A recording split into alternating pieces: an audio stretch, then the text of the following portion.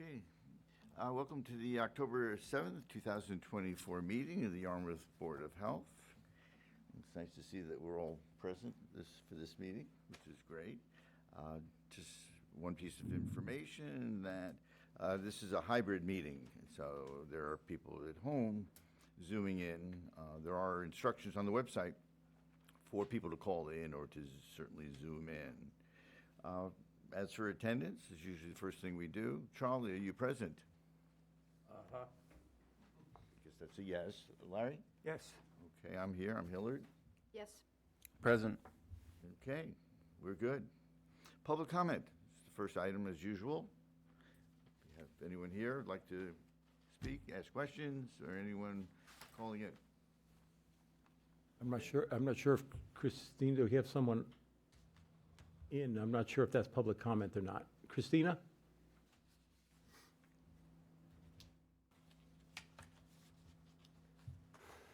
If you Hello, could- can you hear me? Absolutely, very clearly. Yeah, good. Yes, my name's Christina Dwyer. I'm with Stop and Shop Supermarkets. I'm calling to speak on behalf of the plastics ban ordinance. Not there I yet. believe that's later in discussions, though. Yes, it is. Thank you. That's a couple items down, but hopefully you can stay on and join us. Absolutely. Thank you. Sure. Okay, anyone else? Are there two names up there or not? And Leah is the epidemiologist with the Barnstable County. She'll be giving a presentation later, and probably more towards 6 o'clock. So, Yep. Leah, if you could just bear with us, we have a few items that we need to get to first. Okay, great. So the second item is sign amended nitrogen loading restriction and easement release and grant. How's that? Title? It's a mouthful, and if the board remembers at the last meeting, you heard from Attorney Andrew Singer, and it was an amendment to, for some credit land, Colbia Enterprises on Station Avenue, and they had purchased a piece of property to offset some of the nitrogen loading, and you approved that unanimously at the last meeting. Mr. Chairman, what you have in front of you is the paperwork to facilitate that vote, and if I could ask that the board could pass that along. And there are two places, there are two tabs that the board needs to assign to execute that amendment. One's a deed restriction and one is for credit land. Okay, If that could thanks get, for making that pretty easy. Okay.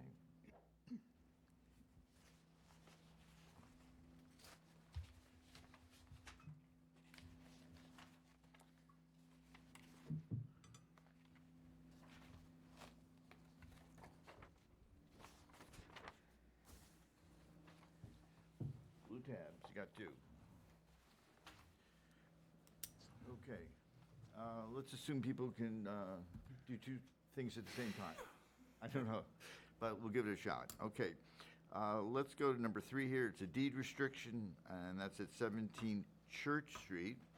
It's for a vote, and what's listed here is Attorney Paul Tardif. I don't know if he would be here. Of course, he would be. Have a seat. Okay. Always nice to see you. Barry Lewis, this is, again, another fairly straightforward, quick issue, and it was regarding a former deed restriction, and it revolves around a garbage disposal that was there. Barry Lewis has gone out, looked at this, and Barry, if you could just kind of walk the board through this. Yes, sir. Thank you, Jay. So it looks like they placed a deed restriction in 1997 on the home as being restricted to 2 bedrooms due to a garbage disposal.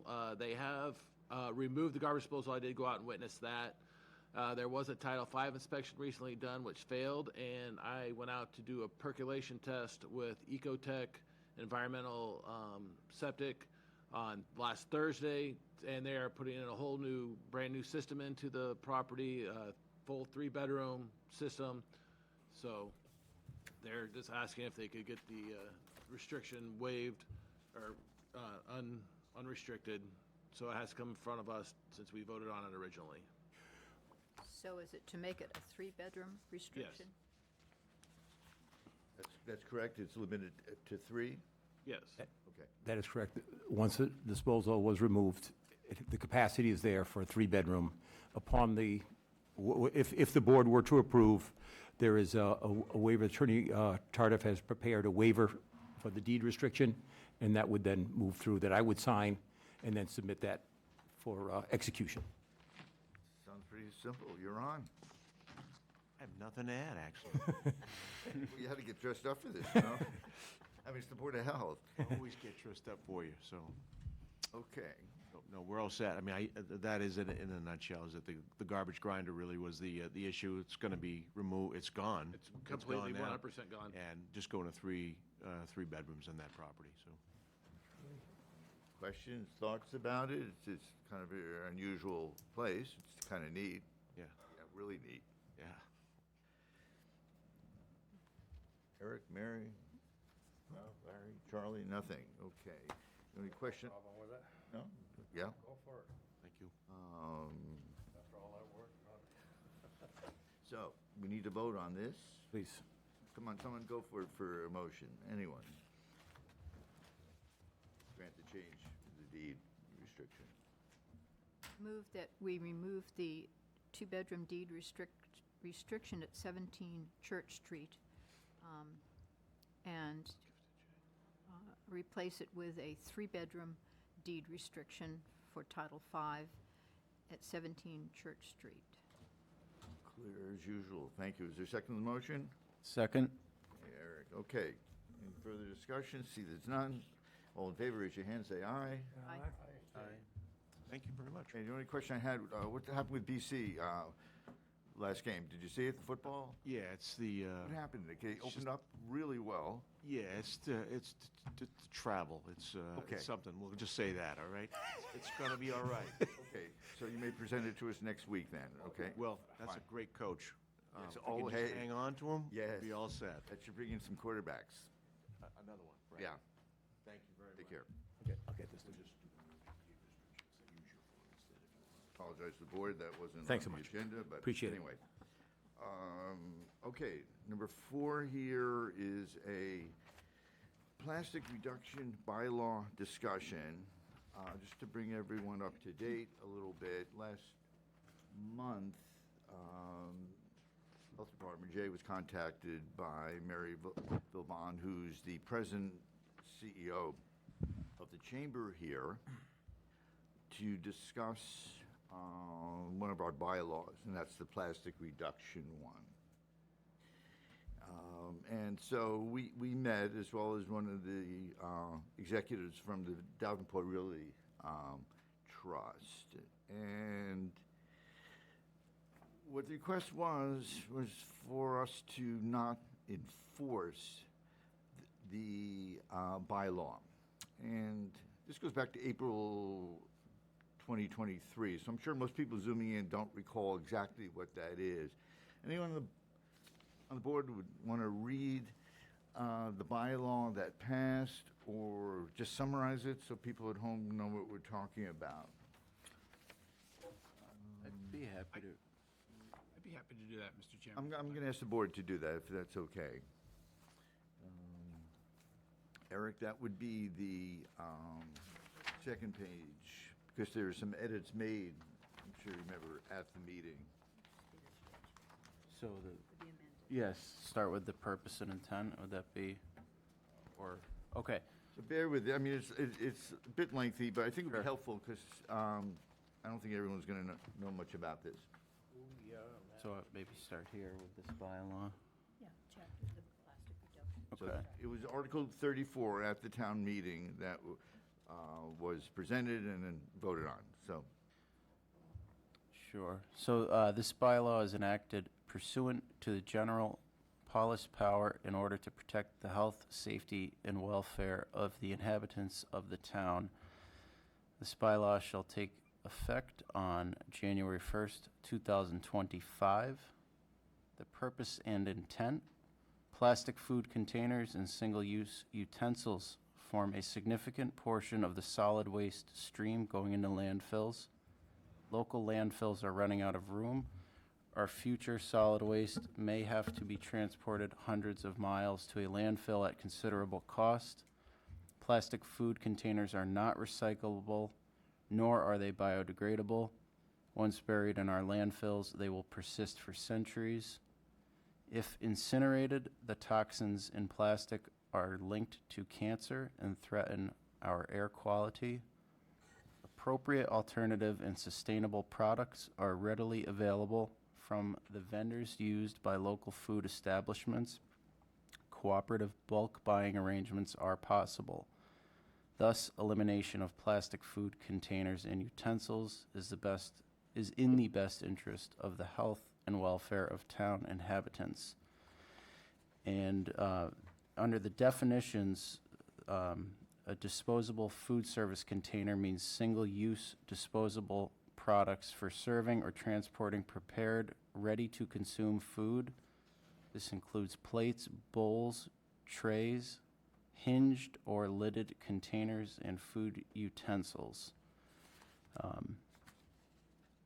Food establishment means an operation that stores, prepares, packages, serves, vends, or otherwise provides food for human consumption as further defined in 105 CMR 590.002.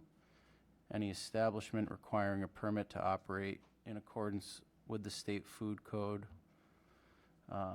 shall be considered a food establishment for purposes of this bylaw.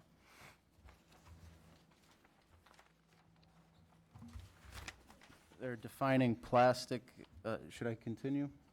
Yeah, tell you what you can do. Why don't we skip the definitions? Sure. One's plastic, one's prepared food, one's town facility, one's town facility users. So if someone's listening at home or wherever they are, they can ask the question of what exactly that is. That should move it along a little bit. Sure. So pick up at prohibition, let's say. Yeah, great. So the prohibition, except as provided herein, food establishments are prohibited from dispensing prepared food to customers in disposable food service containers and utensils made from plastic. And then we have a amendment here in bold, I believe.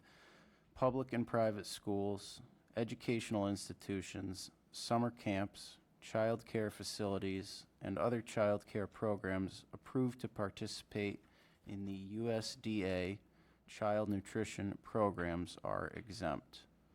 And then we also have, under the prohibition, town facility users are prohibited from dispensing prepared food to customers in disposable food service containers made from plastic and providing utensils made from plastic.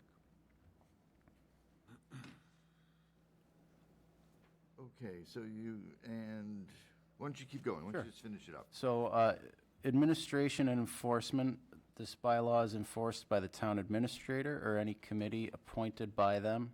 Any food establishment or town facility user which violates any provision of this bylaw shall be subject to the following penalties. First offense, they would receive a written warning. The second offense, they would be issued a $150 fine.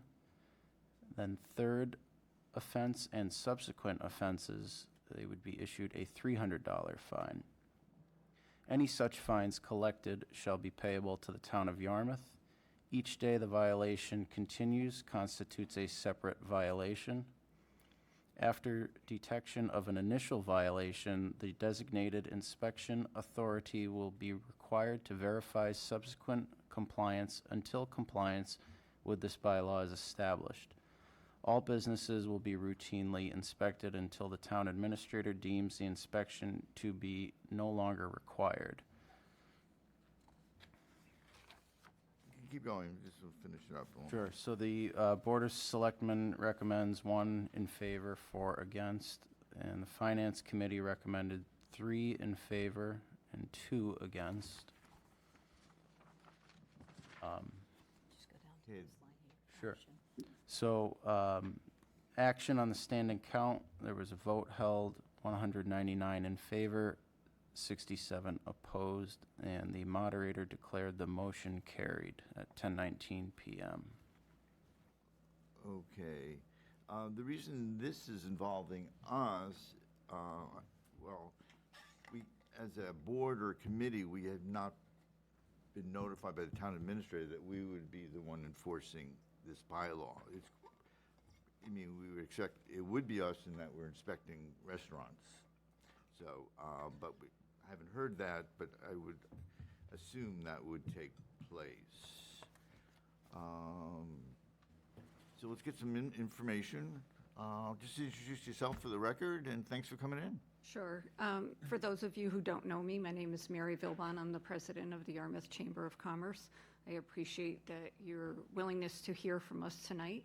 I am here with Jamie Vieira, who not only is with the Davenport Companies, but a member of the Chamber, but he is also the chair of the Yarmouth Community Partnership, which is a subcommittee of the Board of Directors.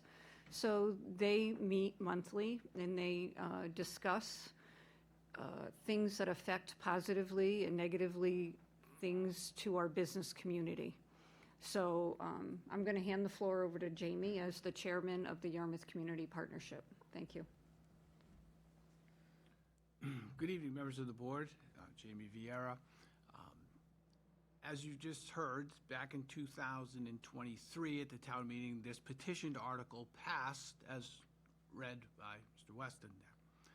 This past summer, as the effective date of this bylaw approaches on January 1, 2025, the Chamber began an outreach to members to get some feedback and information from members about implementation of the bylaw and how it would impact them and how they were looking to comply.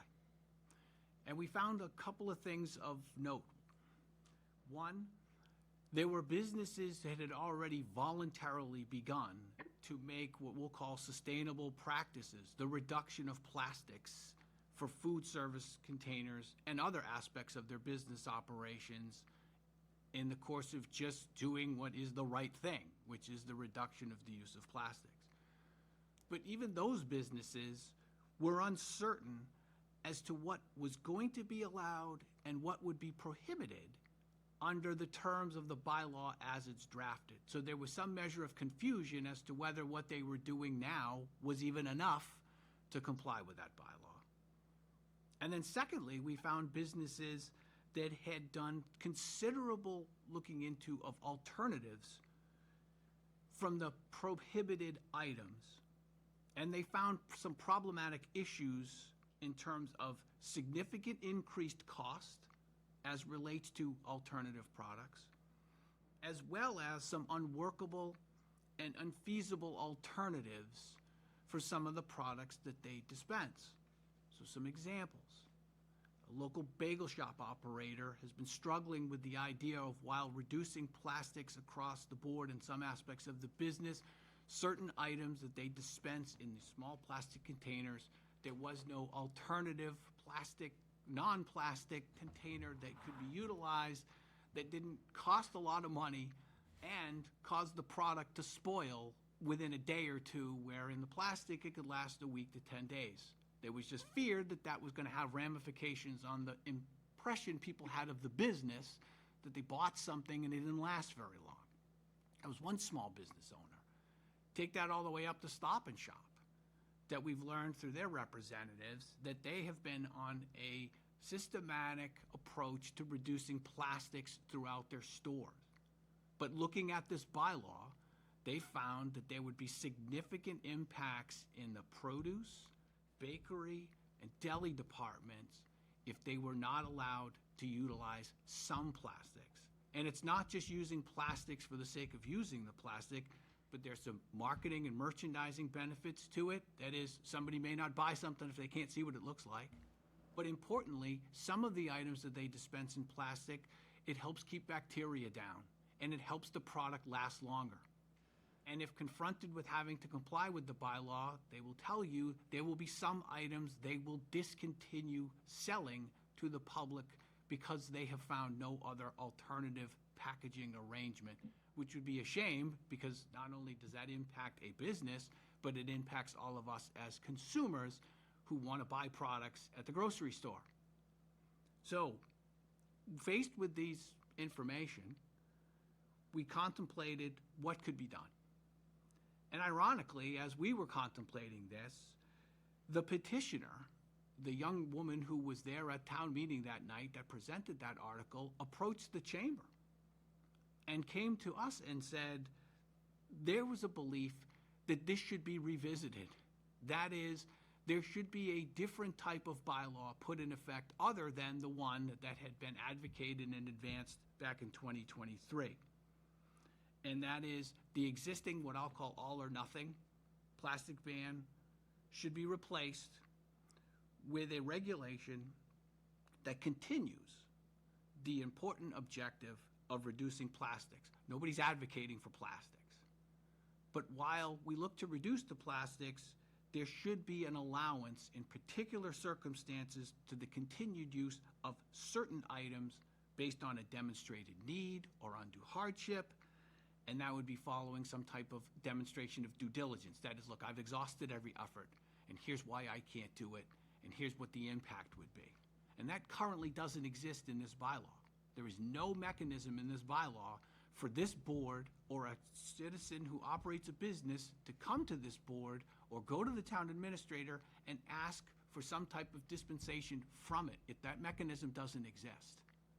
And we know there are other mechanisms that this board and other boards deal with by granting of variances and of granting of different discretionary relief, which the bylaw presently doesn't allow to take place. And not only were we approached by the petitioner, but we've been working with the Care for the Cape and the Islands, who is a plastic reductions advocacy group, amongst other things, and they informed us that they have been working with other towns on the Cape to come up with a bylaw and regulatory approach that reduces plastics, but allows for the types of exemptions on a case-by-case, as-needed, demonstrated ability. And they have found in other towns a willingness to proceed in that form rather than absolute ban. Provincetown, Falmouth are two towns that are undertaking this type of approach. Excuse me a minute. What was that organization? It's called Care for the Cape and the Islands. Never heard of it. Yeah, I haven't either. One of their representatives is here. They can speak for what they're doing, but they're basically what I'll call an advocacy group for the environment here on Cape Cod. And they're not advocates of plastic by any stretch, but they see the benefits and the balance between curtailing plastics, but yet businesses having to have the ability to operate. And so why are we here? We're here as a precursor to our next step, which is to go to the select board and ask them if they would vote to consider pausing the enforcement on January 1, 2025 of the existing bylaw, so that in the interim, a regulation can be developed in consultation with the business community, food establishments, plastic reduction advocates like Care for the Cape and the Islands, Health Department, and other municipal folks to put together a bylaw that provides the protection against plastics, but the protection of a business who can demonstrate a need to continue the use in certain circumstances.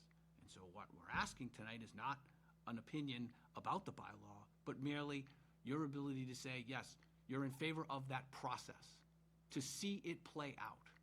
So we can then go to the select board and say, we've come to you, we've asked you to at least support the process, because then you'd be an integral player in ultimately adopting a health regulation beyond what we've got here, and then ultimately substitute the new one for the one that's in place.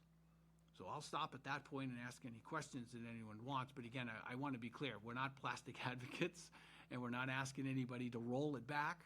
We're simply asking for your consent to try a process to take something and, I'll say, make it better.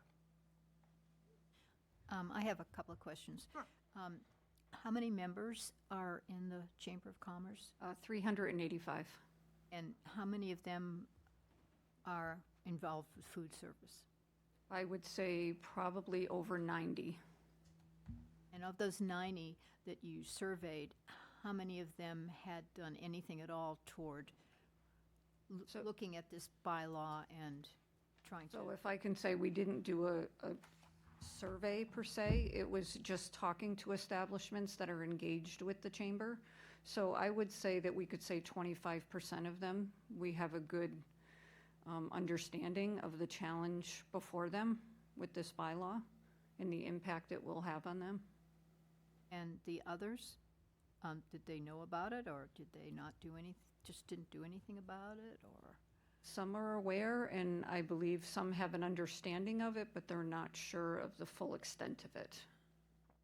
I have to say, in the last 2 weeks, I've really been able to educate myself on what this bylaw will have an impact on. And I'm amazed more as a consumer. When I went shopping this weekend, just when you go in the produce and the deli department, I'm amazed what will not be allowed in the town of Yarmouth. And if I can't see what I'm trying to purchase, it's a little, I'm not sure how the store would even present it to a consumer. So the challenge before the business community is, I think they're trying to figure it out, how they could even meet the regulation the way it's written right now. And all we're asking for is to talk to the businesses more, get more just in the last week, like I said, how I've educated myself, and I have a lot more to learn from these businesses, and to be able to really look at what this bylaw entails. And then again, look at what Provincetown and Falmouth are doing to see if there's anything we can learn from what they're doing. And I think there really is. My second question, thank you.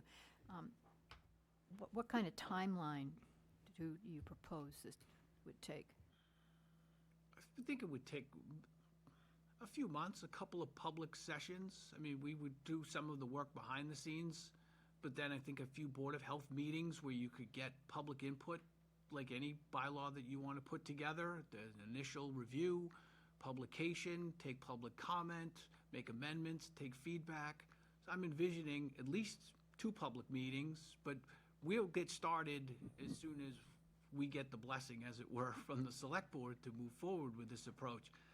They have found and got an opinion from Town Council that they have the power to withhold and suspend enforcement. Who's they? The Board of Selectmen, because it's a discretionary function, enforcement, and Town Council has said that if you want to proceed in this fashion, you can. So we're hoping that we could get something started before the end of this year. And again, that's why we're here in October and not here at the end of December to make it look like it's a knee-jerk reaction to something. We are actually hopeful that we can get something put in place pretty quickly. And tell me again, the group that you're thinking of convening to work on this, who would be represented? Well, I think some of that, what we would suggest, I think ultimately it's either the Board of Health itself or a compilation of some food establishments, the health director, 1 or 2 members of your board,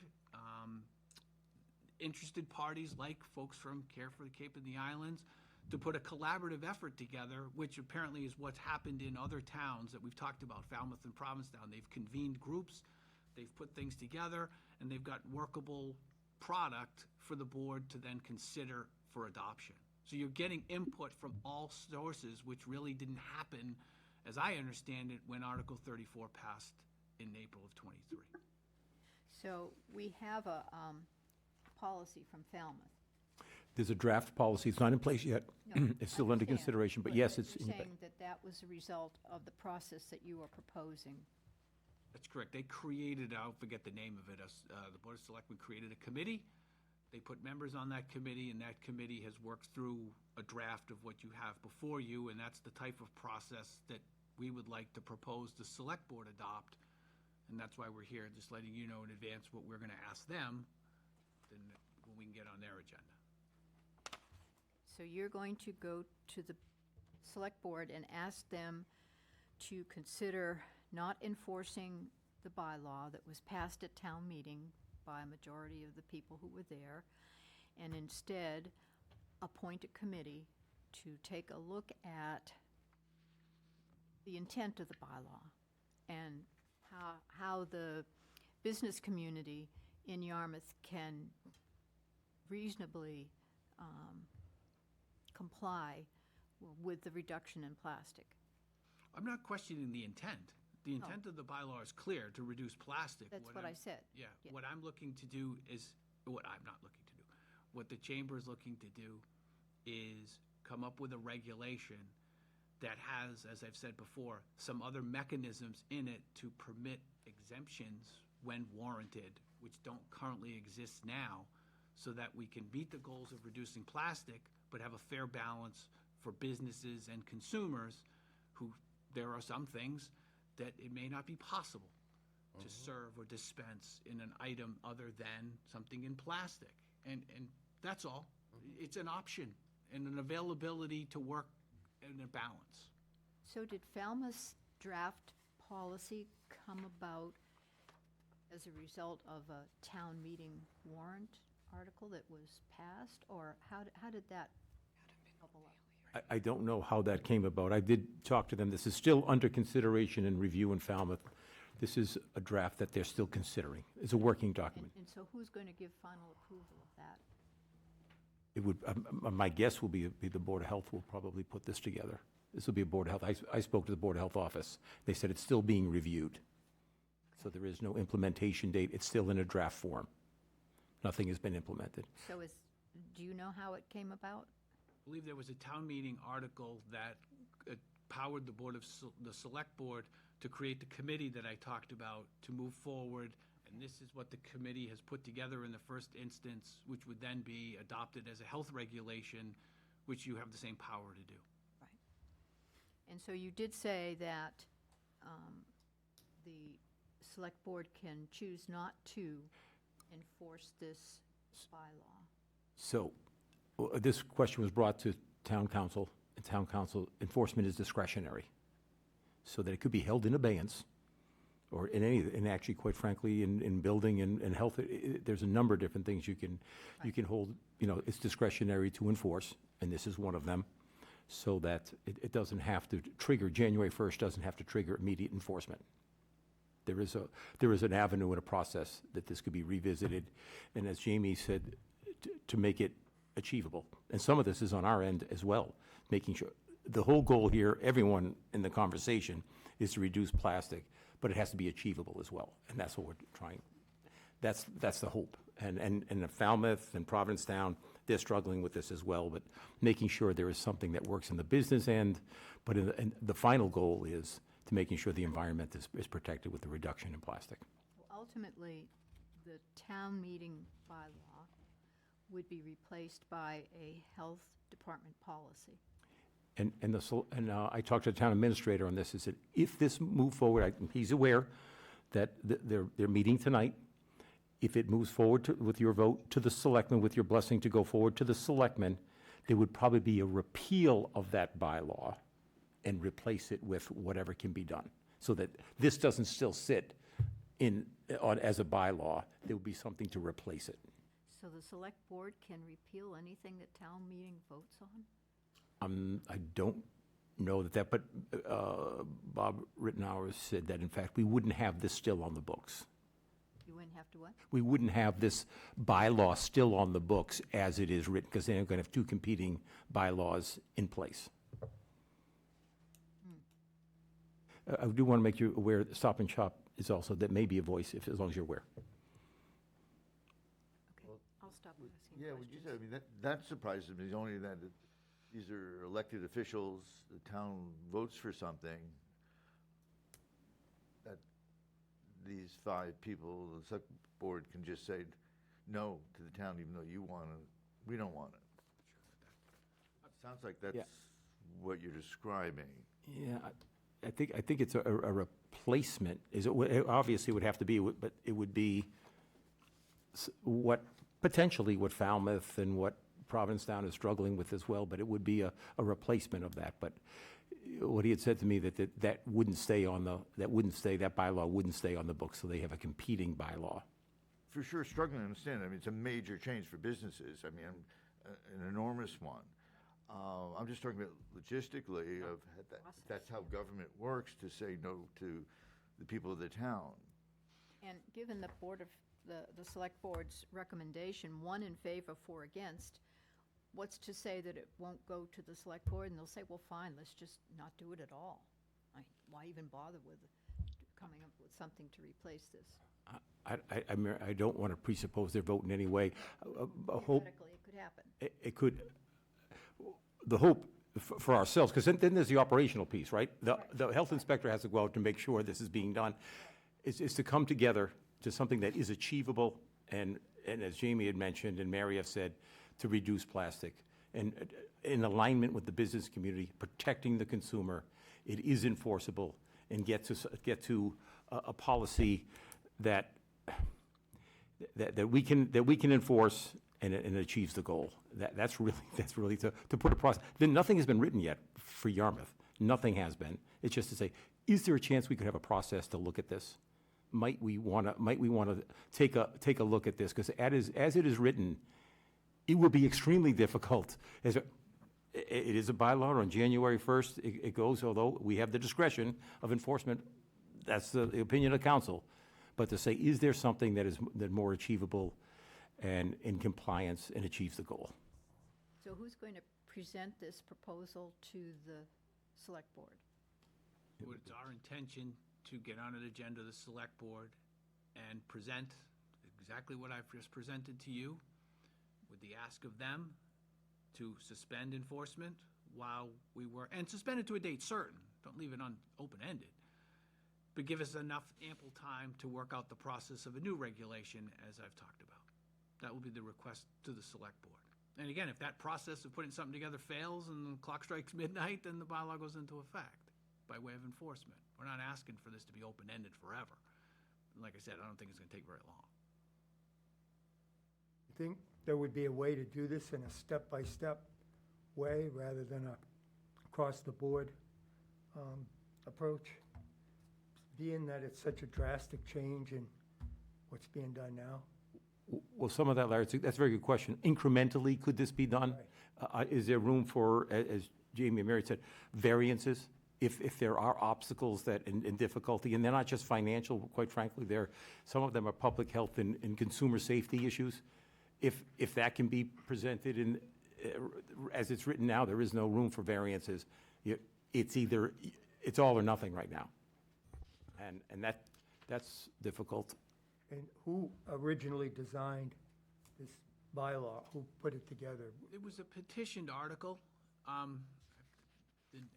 mean, was it an advocacy group that we could listen to, that have good supportive evidence for this? We Ooh. did. We did actually have the director of that agency At the town meeting? No, come to the Board of Health. She came to the Board of Health because Haley, the young woman who presented the article, did come to the Board of Health and talk to us about it. And we did ask what you're asking now, because she was, she was knowledgeable, but she didn't have the depth and the background and the expertise that the director had, who has a PhD. Now, this wasn't aside from the presentation on the plastic bottles that we heard. No, this is different. Okay, This was different. a separate, yeah. So we did hear from her, and, yeah, Did she present that to the selectmen? Do you know? I don't know. Haley is here. Pardon? Haley is here. Think- Maybe you want to come up, Haley? Would it be worthwhile her Is that okay? offering her? Maybe you can do it right there. Do you mind? Hi, I was the petitioner of the original bylaw, and I've been working with the Chamber of Commerce. I believe that it would be a good idea to make this change, to pause the enforcement of the bylaw and change it to rules and regulations, what we've been talking about tonight. At the time when we drafted the bylaw, I think we had really good intentions, and I think everyone agreed we want to get less plastic, single-use plastic products in the restaurant industry. But right now, I don't think if this bylaw was to go into effect, I don't think the restaurant industry is quite ready. I think it would hurt businesses, which is why I think this new approach would be best.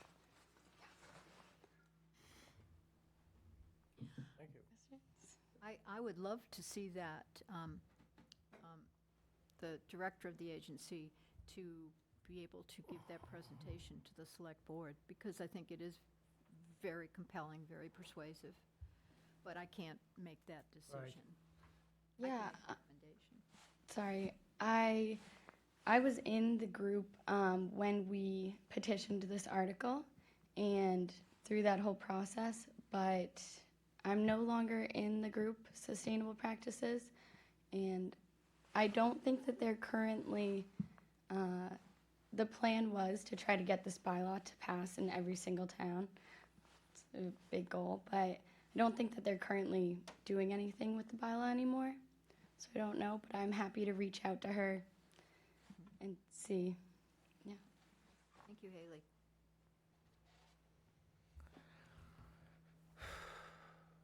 May I say something? Of course. You know, you're talking about reducing plastic. There's something you want to keep in the back of your mind. How many people in this room have a car? Okay? How many people in this room change their oil? You know, not your own oil, but you have it done, okay? All right? Oil comes in plastic bottles, 1 quart or 1 gallon. Antifreeze is the same. An amazing amount of plastic in the automotive industry. Try and figure out what we can do with that. That's next. Just something to keep in the back of your mind, because, you know, just these little food containers, when you see some of the plastic, 5-gallon buckets of gear oil, plastic buckets. You know, I've got probably 5 or 6 of them in the garage, stuff like this. I've been in the automotive business for 59 years, all right? So I've seen the change. Some of these companies I've talked to, not that I'm really working that hard lately, but I can come up with gear oil in cardboard boxes. Some of these guys are trying to switch to cardboard, you know? So, you know, I don't know how much of a change it's gonna be and how soon, but, you know, just keeping it back. You think the food department has plastic. It's amazing what's in the automotive. And then, how many people own a new car? How much of that car is plastic? You know, you think about that sometime. You go see a scrapyard and, you know, how much of that plastic is, you know, it's an amazing amount of plastic that this country uses. And if you really want to get fired up about it, you got to start up there with these people that build the cars, the people that support the cars, you know, all that stuff, you know, filters down. Here we are. You talk about little food containers. I'm talking about some big stuff. You know, I mean, big stuff. So, you know, I've been working on trucks all my life, so. Anyway, just something to think about. You know, it's amazing, so. I don't know if I interrupted the program or not, but anyway, apologize. Thank you. That's what we're here for. Christina, Stop and Shop, does she want to say? I don't know if there's any questions or what can, I don't know. Yeah, it's Kristen, isn't it? Christina. Christina. Christina? Yeah, I thought so. It was, there you are. There she, yeah. There she is. Okay, you're back. Can you hear us, or hopefully you're listening?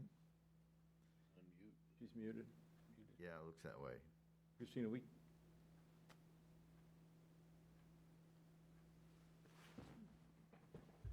Can you hear me now? Yes, Oh, boy. great. Sorry. It took me a second to get off the mute. Yeah, just to introduce myself quickly, my name's Christina Dwyer. I've been with Stop and Shop for about 28 years now.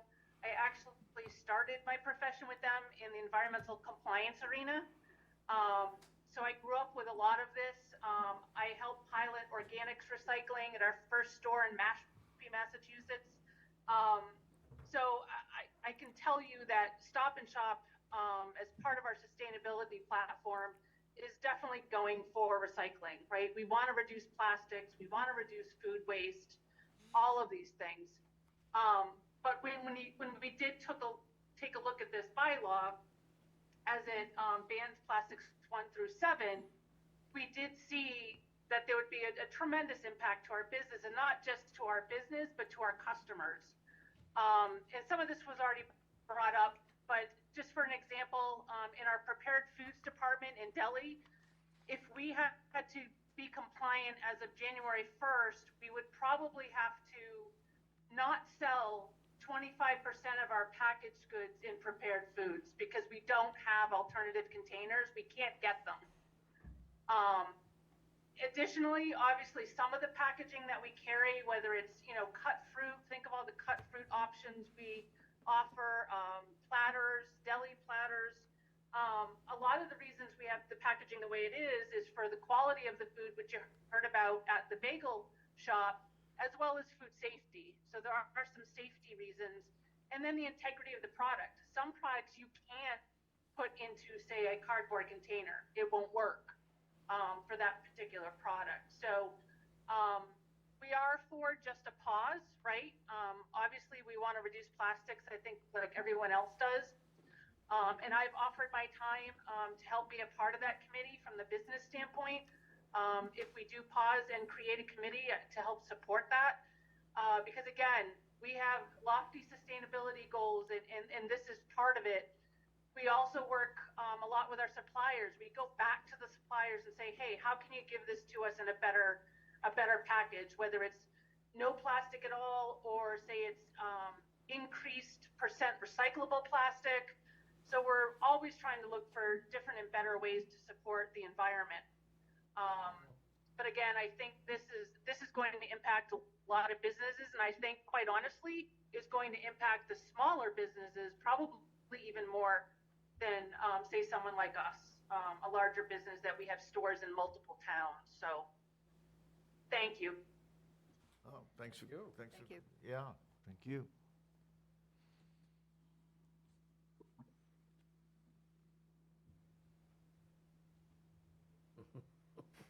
It's interesting, the number of votes here.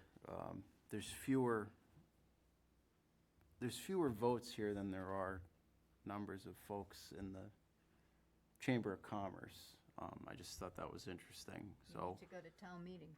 People need to go to town meeting. I understand, I agree. That's what happens. It was a unusual set of circumstances that night.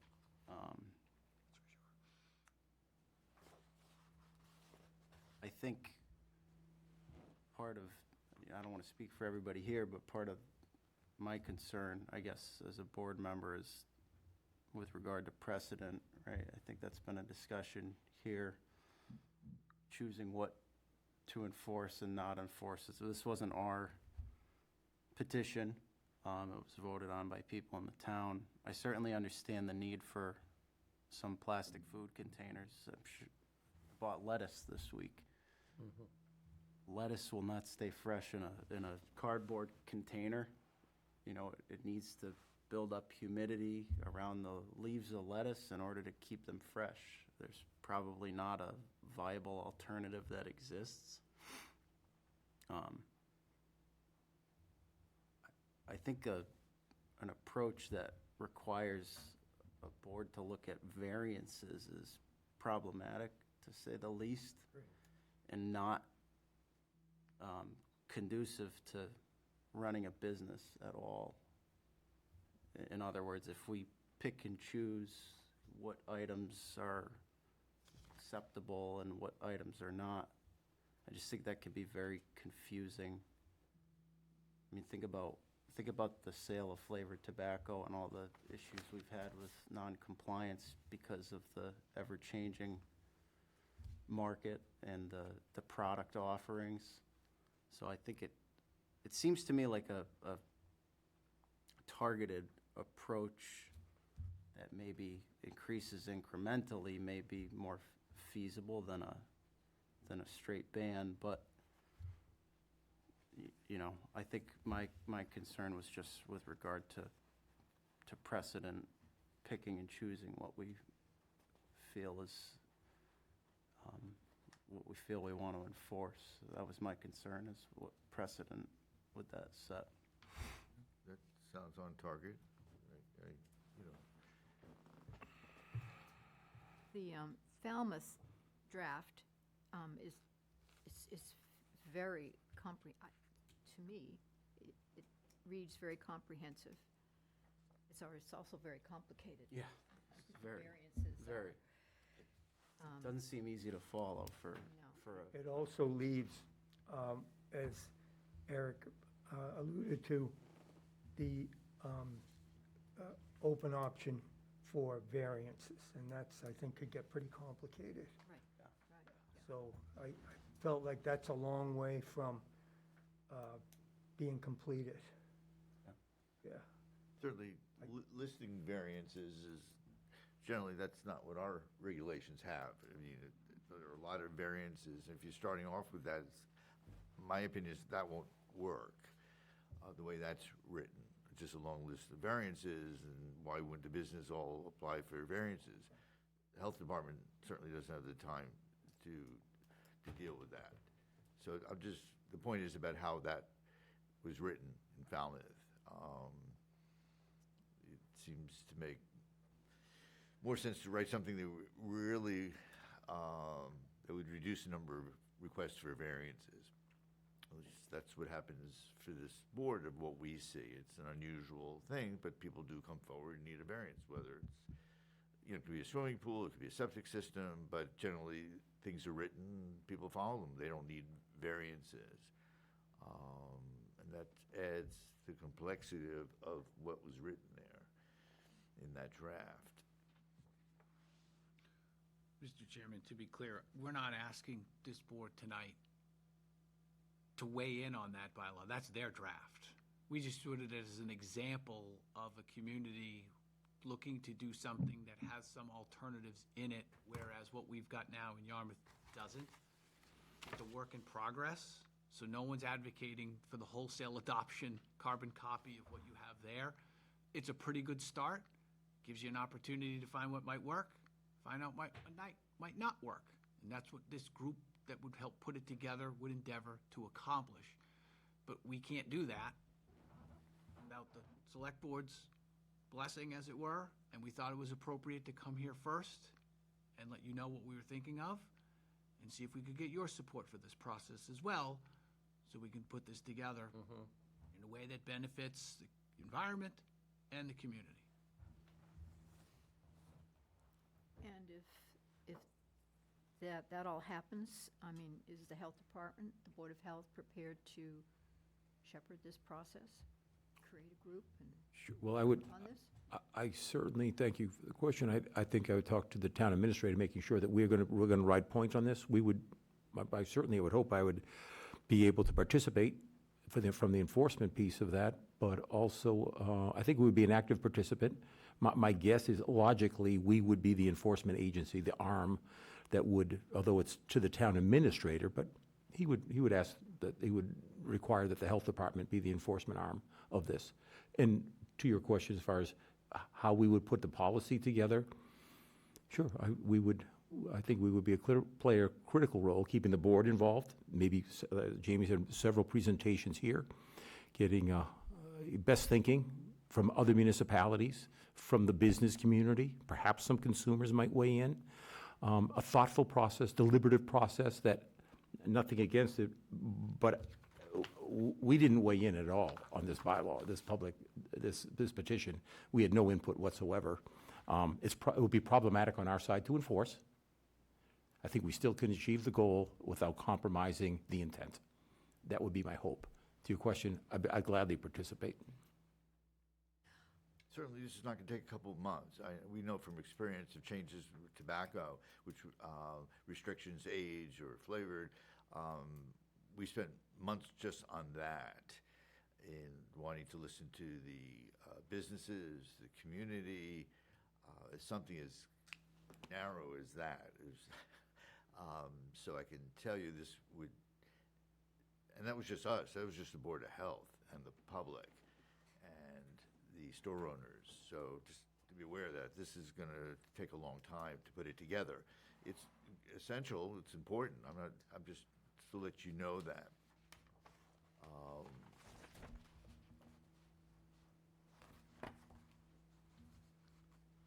I think mainly my issue, this is an enormous thing that, for businesses to take on, absolutely. The issue for the Board of Health, from my standpoint of view, is what's our mission?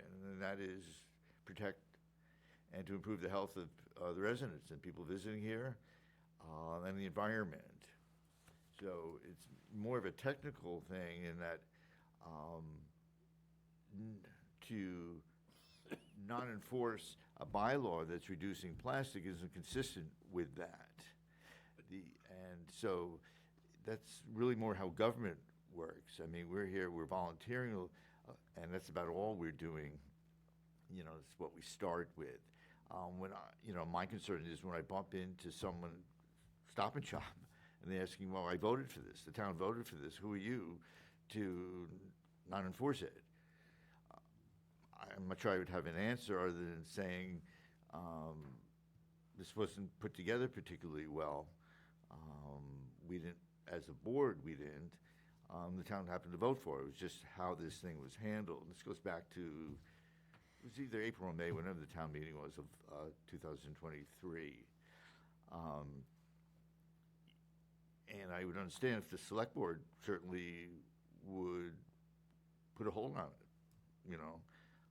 That should be a problem. I mean, if you're telling, town council could say, well, they could do that, well, that's pretty straightforward.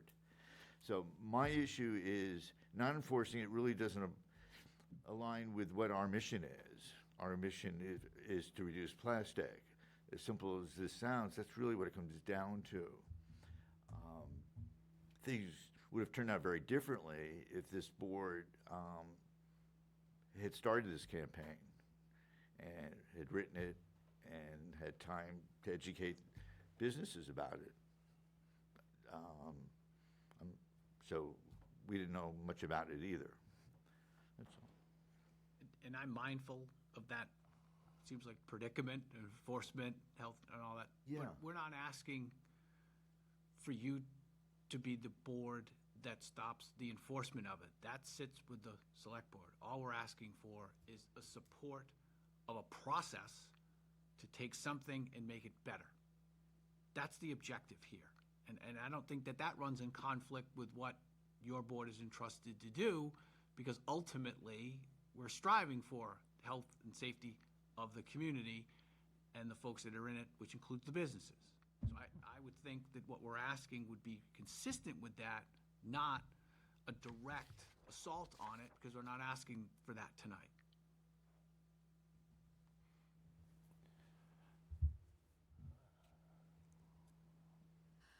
Before I ever put any of this into action, if I was going to vote on this, I would have to go out or have to talk to somebody who's gone out, talk to some of these businesses, all right, to find out how much of an inconvenience or maybe an impossibility it's going to be before I decide, well, you can't do this and you can't do that, and we say this, and that's bullshit. I want to find out how much damage we're going to do to Stop and Shop, or the guy that owns the restaurant. I don't want to vote on a law that I have no clue how the action's going to be on other people. Well, Mary said she's spoken to some of them. That's gonna be damaging as hell. It's just somehow we gotta go out and find out, like the lady said, we talked to 90 people, and, you do that, come back, I wanna talk to you before I vote on this. You bet your butt. Because if we're going after plastic, okay, I understand that is an article that has to change. It has to change.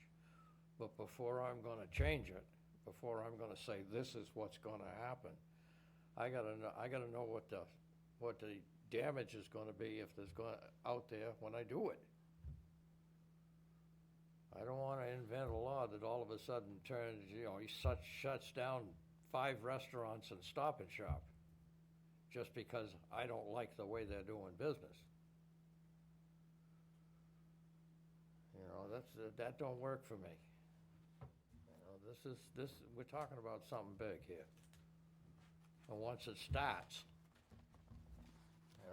it's like a lot of laws, once it starts, there's no stopping. So maybe we do a little this time.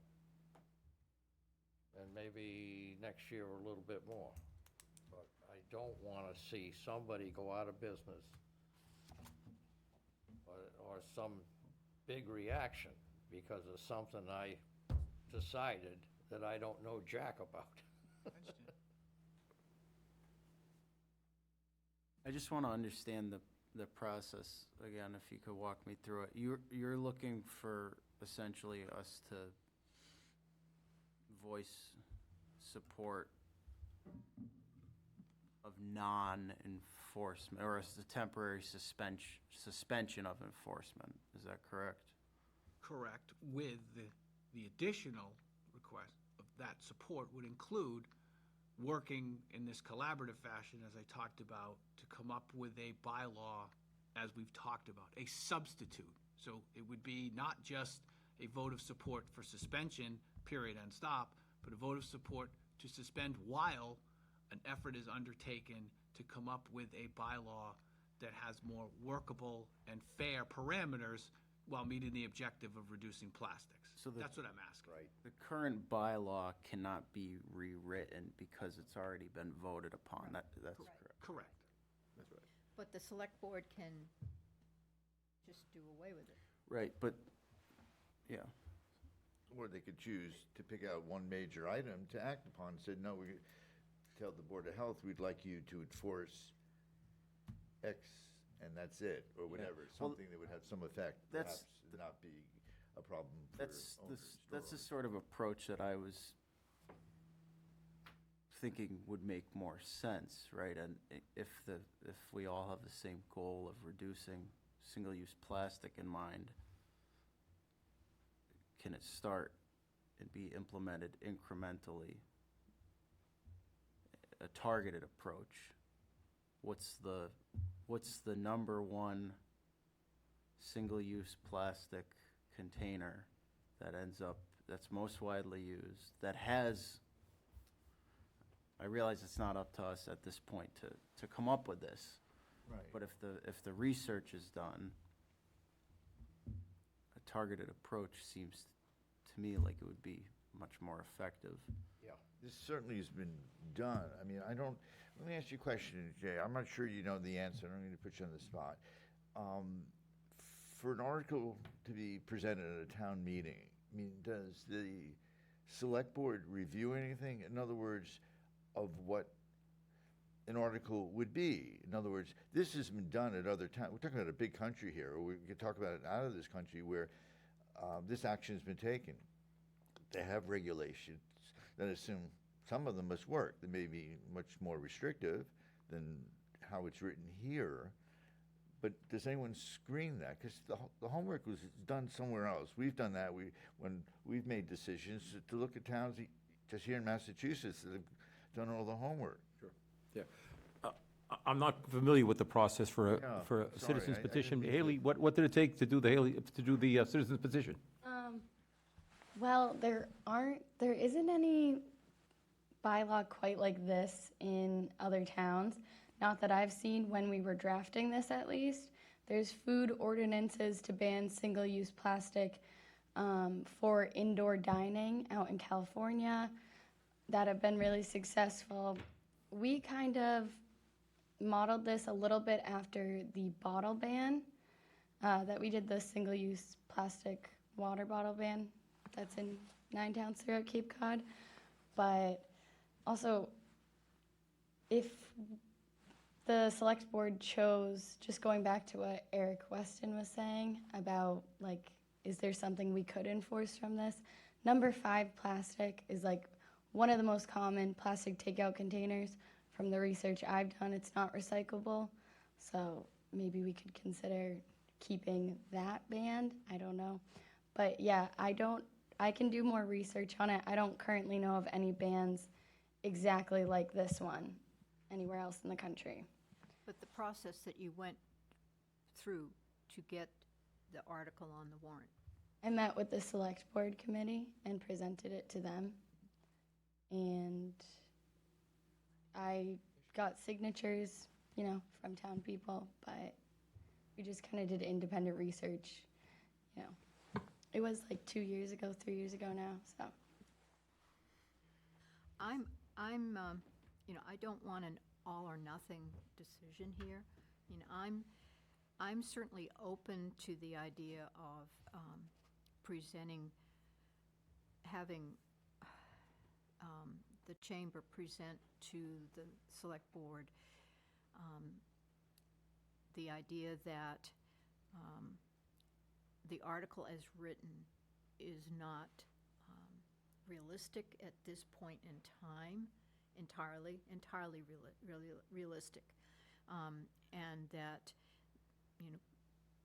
the chamber is proposing an effort to get together a group of people, representative people, like-minded in terms of the reduction of plastic in our environment, and come up with a policy, if you will, that would be enforceable, that could be incremental.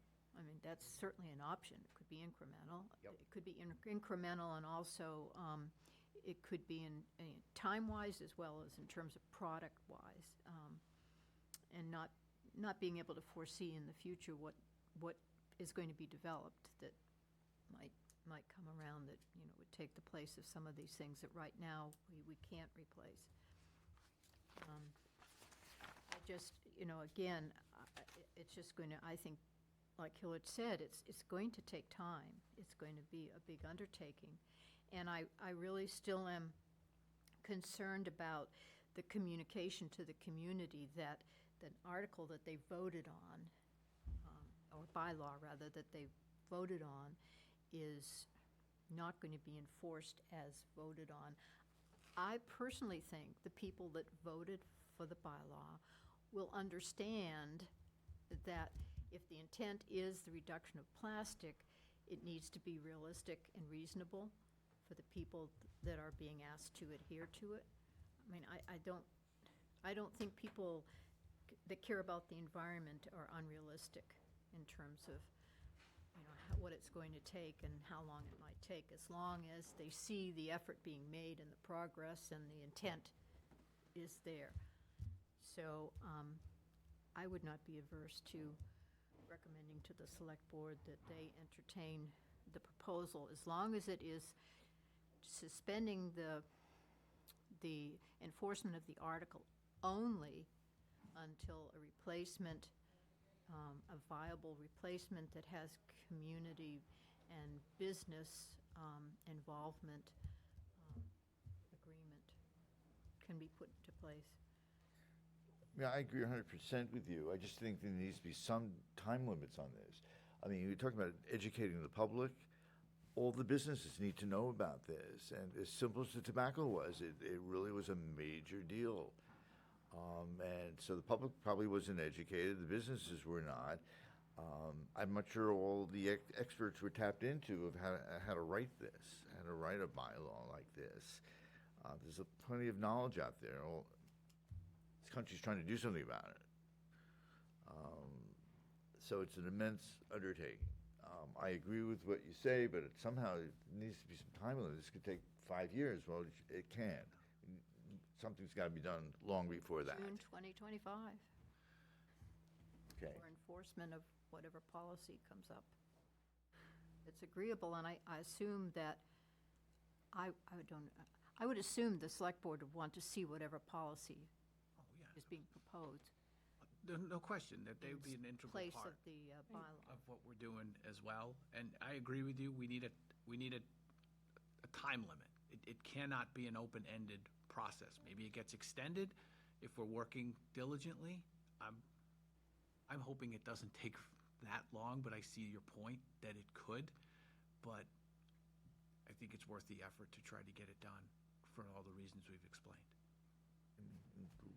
One way is, one step at a time. Pick some things that are easier that a lot of people use. I think it's really important to get the insight from the business owners, the restaurant industry, the grocery stores. I mean, they know their products much better than we do. Their What they need, livelihood. Right, I And mean, some of them have been working on looking for alternatives and Sure. actually reducing. Yeah. Mr. Chair, there is a hand up on the Oh, Oh, great. Okay.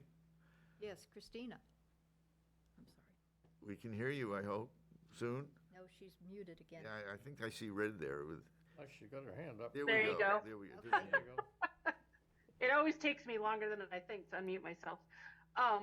Yeah, I was just going to say, obviously, Stop and Shop operates in probably over 90 towns within, the state of Massachusetts. So I certainly would love to work with the Chamber of Commerce and other constituents in the town. We could even look at some of those other regulations that other towns have enacted. And obviously, we have familiarity with them from a packaging standpoint and how it impacts us, and potentially how it would impact smaller businesses. So, I mean, I totally agree this should be a phase in. We can start with the low hanging fruit that obviously I can tell you, our packaging people can tell you this container we have a replacement for, this one we don't. So anything we would have a replacement for, why wouldn't we try to do that, right? So I'd certainly love to help, kind of produce or, put together something that would work for everyone in town. It'd be nice if the low-hanging fruit doesn't wait until June. That's all. So if it's something that's very easy. I don't think it would have to, especially if we have other examples that we can refer to. I don't think it would have to. That's great. Well, Mary and I express ourselves. I think What we're all in agreement of the spirit of this bylaw. Right. I think at a minimum, though, we should list the items that are involved and have an alternative. I think it's incumbent on all of us to come up with an alternative to the plastics that we're banning. So that it isn't as Charlie alluded to, it's not a major hardship for these businesses. I think it's important that we make that effort. That's what this Before group we- would do. There's the people right there that are gonna do that, if I'm not mistaken, we can. Correct. Right. So That's what each they would item, we just have an alternative, and it's spelled out, and it's clear, and it would make enforcement much simpler. And there will be articles for, products for which there are not acceptable alternatives right Right. now. And if we don't have an acceptable alternative, then we can't make it incumbent on these businesses to That's right. to implement the law, or the bylaw. How long would it take you to basically get together with whoever and to find out how much this is gonna be of a change to some of these people? We've started some of that intel now, as I indicated before. And, I mean, like I said before, there's a lot of businesses that are already voluntarily moving towards these types of practices. It's just, they've come up to this hard stop of where an absolute ban with no way to maneuver around it is gonna be problematic. So we've started the outreach over the summer. We're gonna continue that outreach, and we're gonna continue to just try to work on something that meets two goals at the same Could time. you get a list of articles, like, and show up at a meeting and tell us? I'm sure in the course of putting something together, we're gonna learn a lot about That's what what I know, yeah. products there are feasible alternatives and which products there aren't feasible alternatives. And again, we're happy to compile as much information as we can. Yeah. That would help a lot. One simple thing, I mean, I was at a meeting in Boston today where, taking food out, you had to ask for something. In other words, utensils aren't all out there thrown in bags, all plastic. You had to ask for something. This place had alternative straws, actually, which was kind of neat. Straws are a good example. Look at McDonald's and straws. They went to the paper straws. We've all seen them, and they work fine. As an alternative to the plastic straw. Yeah, okay. So that's something simple. I don't know how, that gets implemented. I don't know. Just a simple concept of having to ask for something that, you may not need, whether it's a stir for the coffee that maybe you don't need it.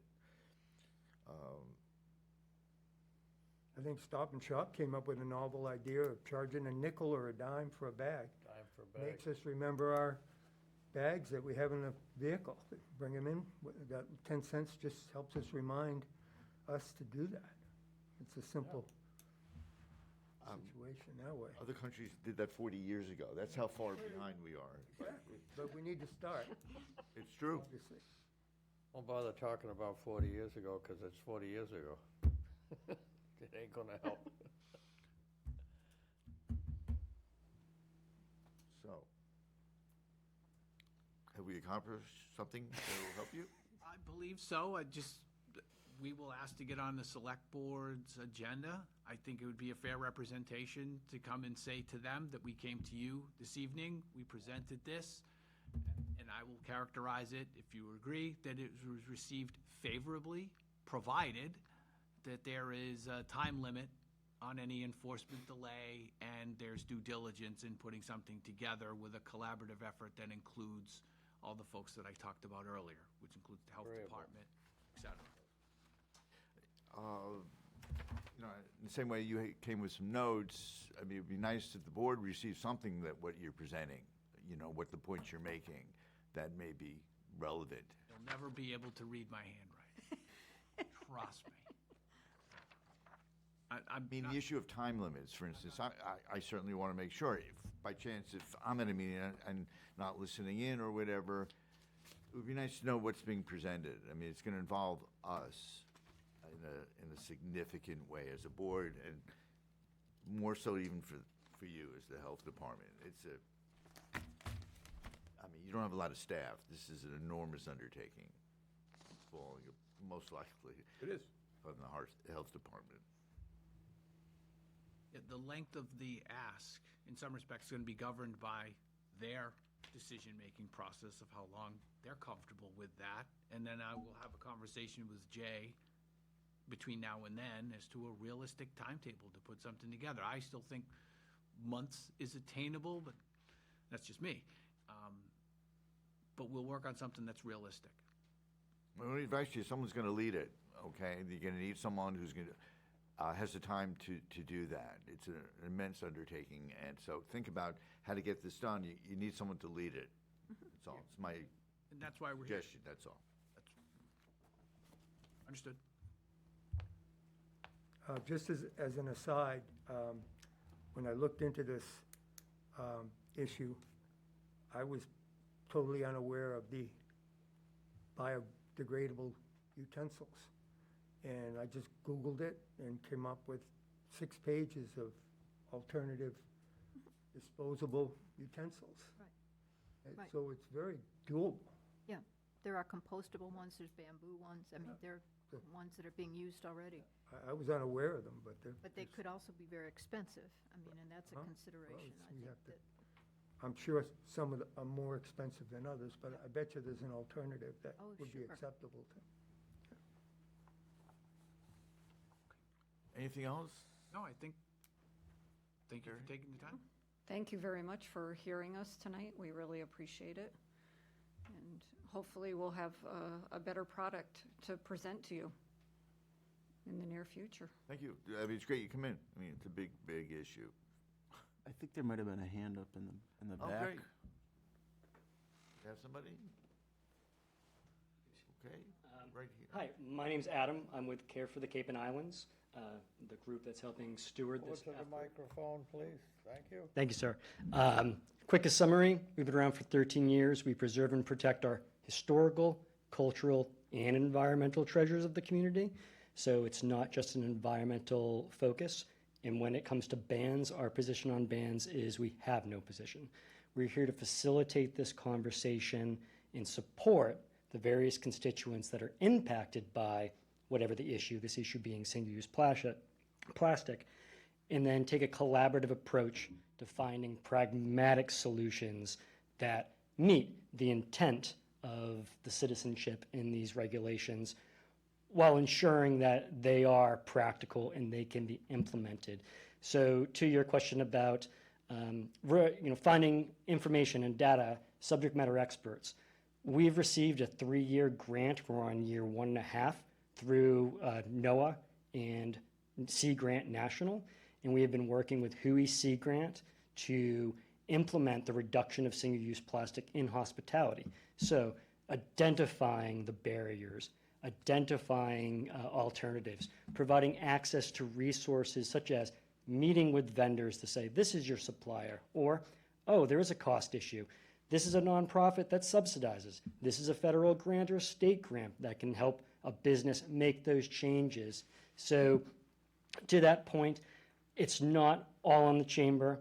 It's not on all the health department. It's not on the board. It's this national and community-driven focus that is leveraging all of these expertise to then become hyper-local and find out what works for us. In the briefest of histories, the Falmouth Plastic Advisory Committee was put together when a similar petition came forth, did not move through town for approval, but then was decided that this is something we need to address. And that committee was made up of a representative from the Board of Health. She chaired that committee. The health agent was involved. The original petitioner of that initial ban was involved. Owner of Seafood Sam's, owner of Grab and Go marketplaces.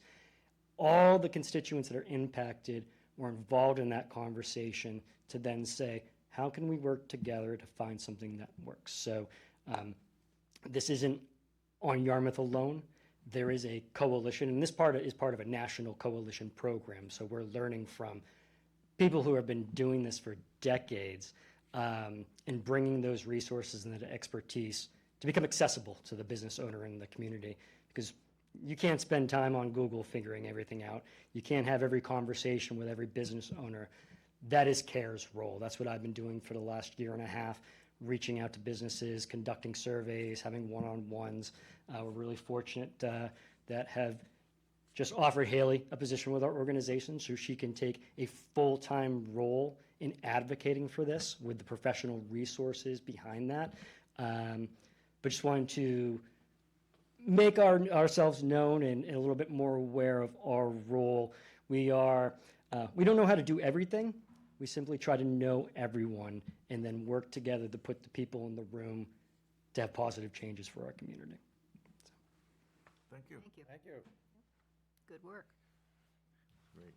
Okay, move along on the agenda then. Excellent. Thank you very much. Thank you for your time. Mr. Chairman, if I could, there are two very brief, there are individuals that are on the school nurse, Kristen Dwyer, and Leah Hammer. If the next issue is going to be a little bit lengthy. They have some brief, Kristen Dwyer, if we could bring her up, and she's going to go school vaccinations. She'd like to inform the board on what that is. Absolutely. Do you mind? Sure, so that's number 7, everyone. That's where we're going right now. Kristen, are you with us?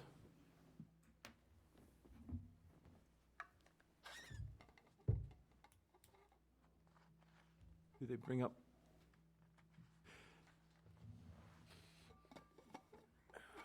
It's listed Yeah, for iPhone.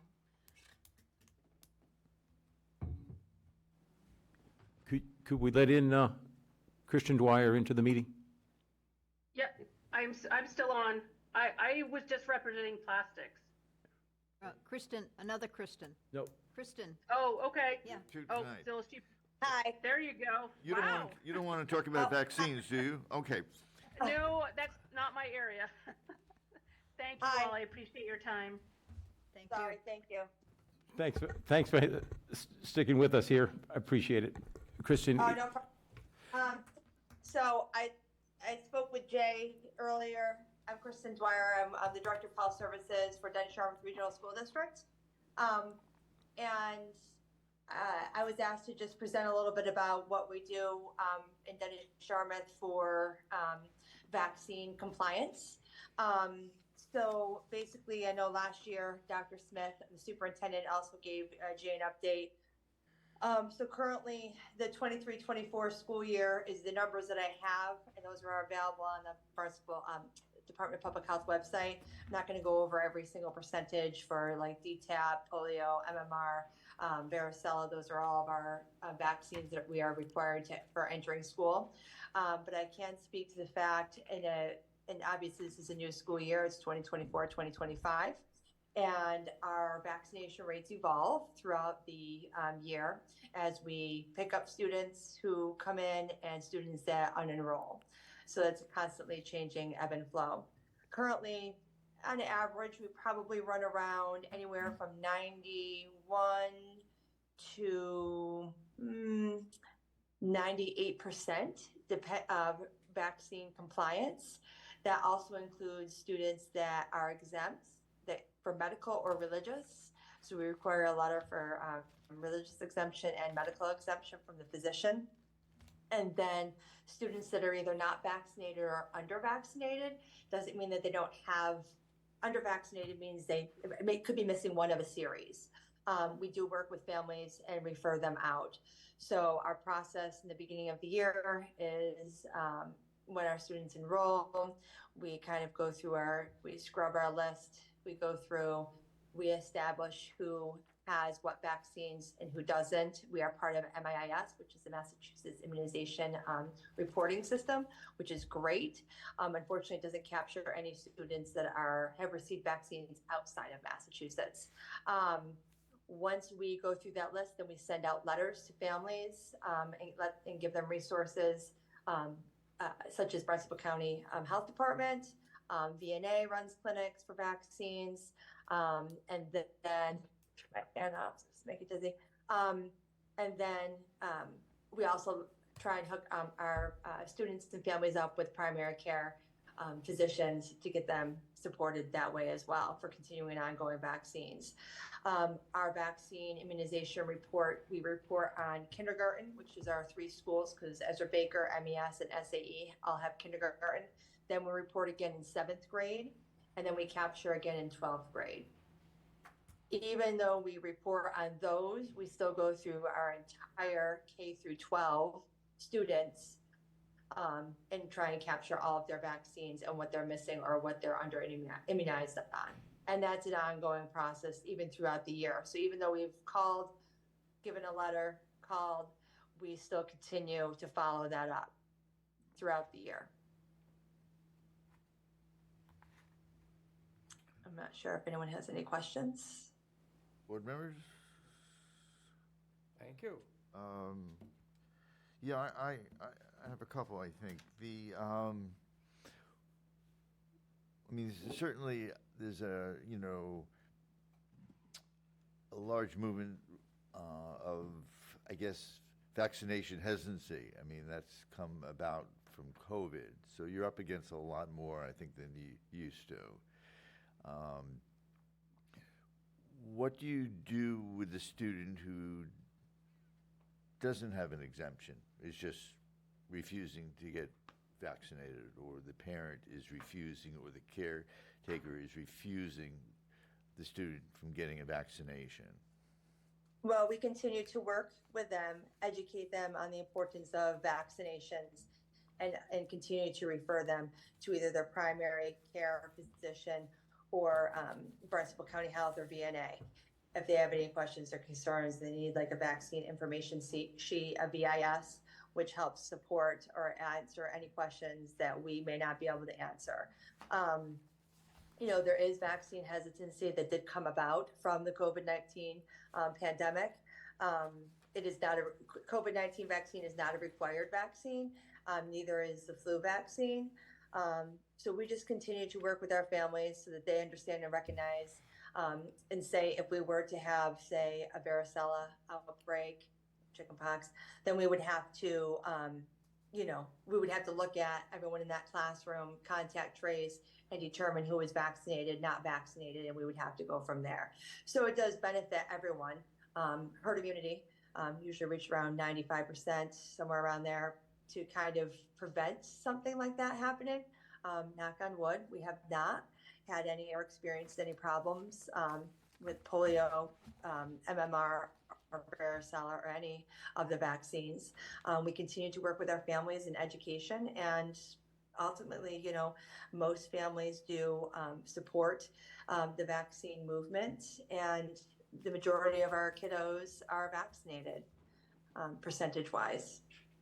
What are the options for families that don't have the money of, you know, if the student get a vaccination or for, I guess, any Right, so care? Financially, we do not, but, you know, Barnstable County Health Department runs programs, and we're also going to be collaborating with Barnstable County Health Department. Later on in the year, we're trying to work and set up for students that don't have vaccines or are missing or are under immunized, then we will provide that at the school level. That way, not younger kids, probably around 5th grade, so that the parents don't have to be there. But we provide it in school. That way, if there is a lack of transportation or a financial hardship, then it would be available to them. But that's something we're working on. So how do you handle the religious exemptions? I mean, I'm not aware of any religions that prohibit vaccinations. So how do you handle that? Yeah, under Massachusetts Department of Public Health, Mass Law for our Department of Education and Secondary Education, it is there. You can have a religious exemption. Whether you or I believe whether or not a vaccine should be religiously exempt, that's not for me to say. But as long as they have the documentation and they write a letter saying that they disagree with vaccination due to their religious beliefs, then they submit it and we accept it. Our religious exempt, it's very low. Our medical and religious exemptions are, anywhere from 1% to 3%. It's not overall, population, we have almost 3,200 kids. Right. So what's 1% of 3,200 kids? It's a very small amount who are medically or religiously exempt. And most medical professionals usually do not exempt unless they absolutely have to, because the benefits of a vaccine, especially if you are sick or are immunocompromised, can be beneficial. Okay. Thank you. That's Thank you. really informative. I appreciate that. Jay, you were going to say something? Or? No, I just didn't make sure, the other person we have, are we all set with? Yeah. Yeah. Thank you. Thank you. That was great. I so appreciate it. Thank you. Bye. Yeah. Leah Hammer is the epidemiologist, and she has an update. And I so appreciate, Leah, you staying with us since the beginning of the meeting. Oh, my goodness. Thank you. We'll send you something. I don't know why. Jay, take care of that. Yeah, no kidding. Leah, Hi there. Can y'all hear me? Leah, thanks a million for your patience, but I think the board is going to be impressed. I heard this I was at a Barnstable County meeting end of last week, and Leah gave a presentation, and I was profoundly impressed, and I thought it's something that the board should hear. So, Leah, I'm just going to turn it over to you, and you've been a great addition and a great hire for Barnstable County. So I'll let you give the presentation. Thank you kindly for the kind words. Is it possible to screen share so that I can orient you to this website that I've created? Awesome. So, Is that it there? Hello again. Hopefully y'all can hear me. we can hear you. All right, it says host disabled participant screen sharing. Is there a way to? I know. I don't. You know what we have up? We have your September 26th epidemiology summary, what you walked through at the meeting last week, COVID-19. It was the acute respiratory update. I don't have, and I believe you just went live today with that? It's on there now. Oh, Yeah, okay. So now it's here. I Yep. believe you can see my screen now, which is wonderful. Thank you so much to tech Thanks. support. I appreciate you. So yes, this is our county webpage at the Department of Health and Environment. You'll see actually right here in featured pages, acute respiratory illness update. And this is a page that I maintain, and it does an overarching summary of the COVID-19, influenza, and RSV trends in the Cape and Islands. So looking at Barnstable County, Dukes County, and Nantucket County, so I'm looking at the whole region, as well as the statewide transmission trends. So I have bolded a couple of the key points, but you can of course read more information about how, as of this past week's data, we have stable, moderate levels of transmission in the state and Cape and Islands region. It does look like it might be coming down after a summer surge, as we wait to basically gear up for the winter respiratory season. Also distinguishing kind of transmission versus severity, because one of the goals of public health response to a pandemic is to reduce, if we can't altogether stop transmission, is to reduce the severity of disease. And thankfully that has been the series of years that we've had in the past few years, is that COVID severity has been mitigated in a lot of ways, from vaccination, but also repeat infections has created immune response in populations. So severity is at low and baseline levels, and nationally, wastewater levels as well as activity levels are moderate, but nationally infections look like they're declining. And then I have a couple key links here. Influenza, I also pull out specifically, there is a situation we are all paying very close attention to when it comes to influenza, which is H5N1 bird flu. This is highly pathogenic avian influenza. It doesn't readily infect humans, and there have only been 17 human cases in the United States since 2022. This is a strain of bird flu that's actually been around since the 90s. So it's not a novel flu. The concern is that whether it could mutate to be more transmissible between humans. That has not happened to date. However, what has been new is that there have been dairy cows, sick dairy cows, infected with H5N1 bird flu. These wild birds will gather around feeding bins where dairy cows are held, and the dairy cows are getting infected, and then those dairy cows are infecting dairy farm workers. So this is just an overview of what is happening with those trends. I pay close attention to it, but overall, the risk to the general public still remains low at this point in time. However, if you want to follow along, I keep this updated. RSV is a pretty negligible threat right now. Levels are showing actually 0% detections in emergency department visits or hospitalizations, which is great. And then some links to our respiratory guidance, well, the state's respiratory guidance and the CDC's. And then I actually have called out a couple other trends just for you to follow along if you ever want to know kind of what it's looking like in the state. Yes, this has been updated this morning. I pulled the data together and kind of compare week to week what's happening. So we've got some decreasing activity in COVID-19 cases in wastewater, which is great. And then pretty much stable low levels for the other respiratory conditions, COVID severity, as well as influenza activity. And then if you scroll even further down, these are actually the state dashboards directly embedded into our website. So cannot take credit for this work. This is fabulous work. And this is actually the second iteration of this dashboard from the state. And this is really tracking week to week disease trends. And so this is syndromic surveillance data, which is actually taking data from emergency departments. It's the closest thing we have to actually real-time public health data.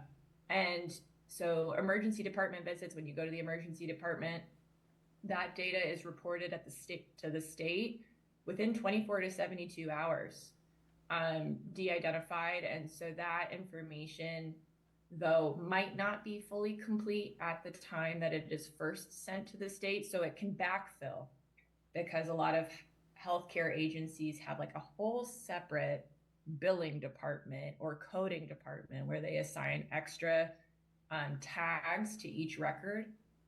And so that's what this green bar is doing. It's taking past data, knowing that this is the data we have from the freshest, most recently available data. So this is through September 28th.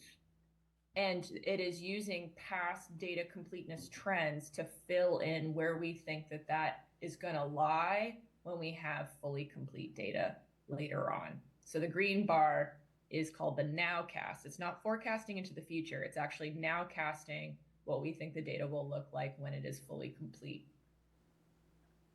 Scrolling down, this is another dashboard from the state that is set to show geography, which we all want to know kind of what's happening in our backyard. But this has several places that you can toggle to see what you want to see. So first of all, you can choose to see general acute respiratory disease, and this is a pretty big category. This is including pneumonias and any sort of acute respiratory infection you can present to the emergency department for. So much bigger numbers. You're going to see 9.3%, 14%, and 20% from Barnstable, Dukes, and Nantucket counties. But when I change this to a specific virus that I want to look for, say it's COVID, that percentage drops precipitously. And so you can see kind of different diseases and how they're impacting our emergency departments. So here, Barnstable County's 2 hospitals, 1.2% of those emergency departments were COVID related or had COVID components. They might have been incidentally tested for COVID, or they might have had some sort of, they might have been seen specifically for their COVID infection. And then Martha's Vineyard, Dukes County, and Nantucket County. You can also toggle between emergency department visits and hospital admissions. And so if you wanted to see the more severe illness, this is how you would do that. Nantucket has a higher burden of hospital admissions with COVID-19 in the hospital admission record than the other counties. The other counties, this is still considered low baseline levels. This would be a more moderate level. And you can go back in time if you would like to see how these disease trends have changed. So that shows, this is a week back from the last picture I showed you. So 5.9% before and 12% now is showing something of a difference. But know that these are preliminary data, and so these are very helpful, but I follow these closely week to week to week to week to see how things are changing before communicating trends that I then summarize further up the page. There's also other pieces of this dashboard you can click around depending on your interest and level of engagement. These kind of mark where the thresholds are, and also feel free to point and drag and move your cursor around. You're going to get pop-ups that actually provide additional information as you do that. Trends this season versus patient demographic characteristics. You can see how different age groups have been impacted, as well as, and so this is for COVID, so the highest group that's impacted has been residents aged 80 or older, and that is pretty consistent throughout COVID for emergency departments.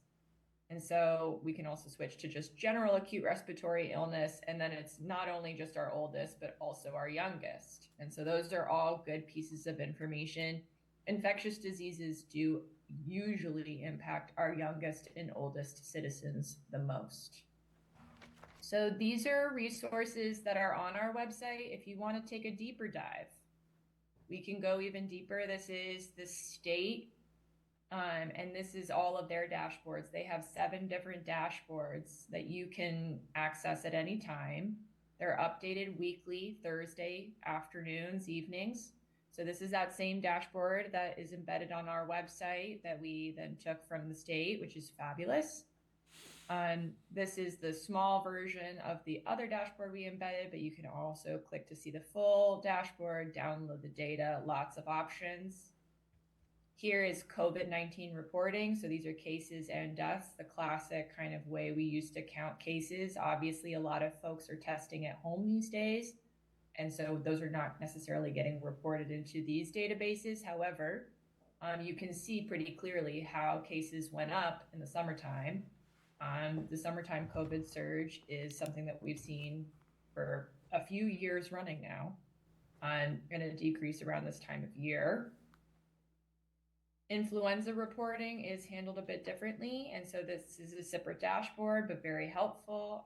And influenza-like illness activity is low across Massachusetts, which is wonderful. We'd love to see it stay that way, but it probably will increase.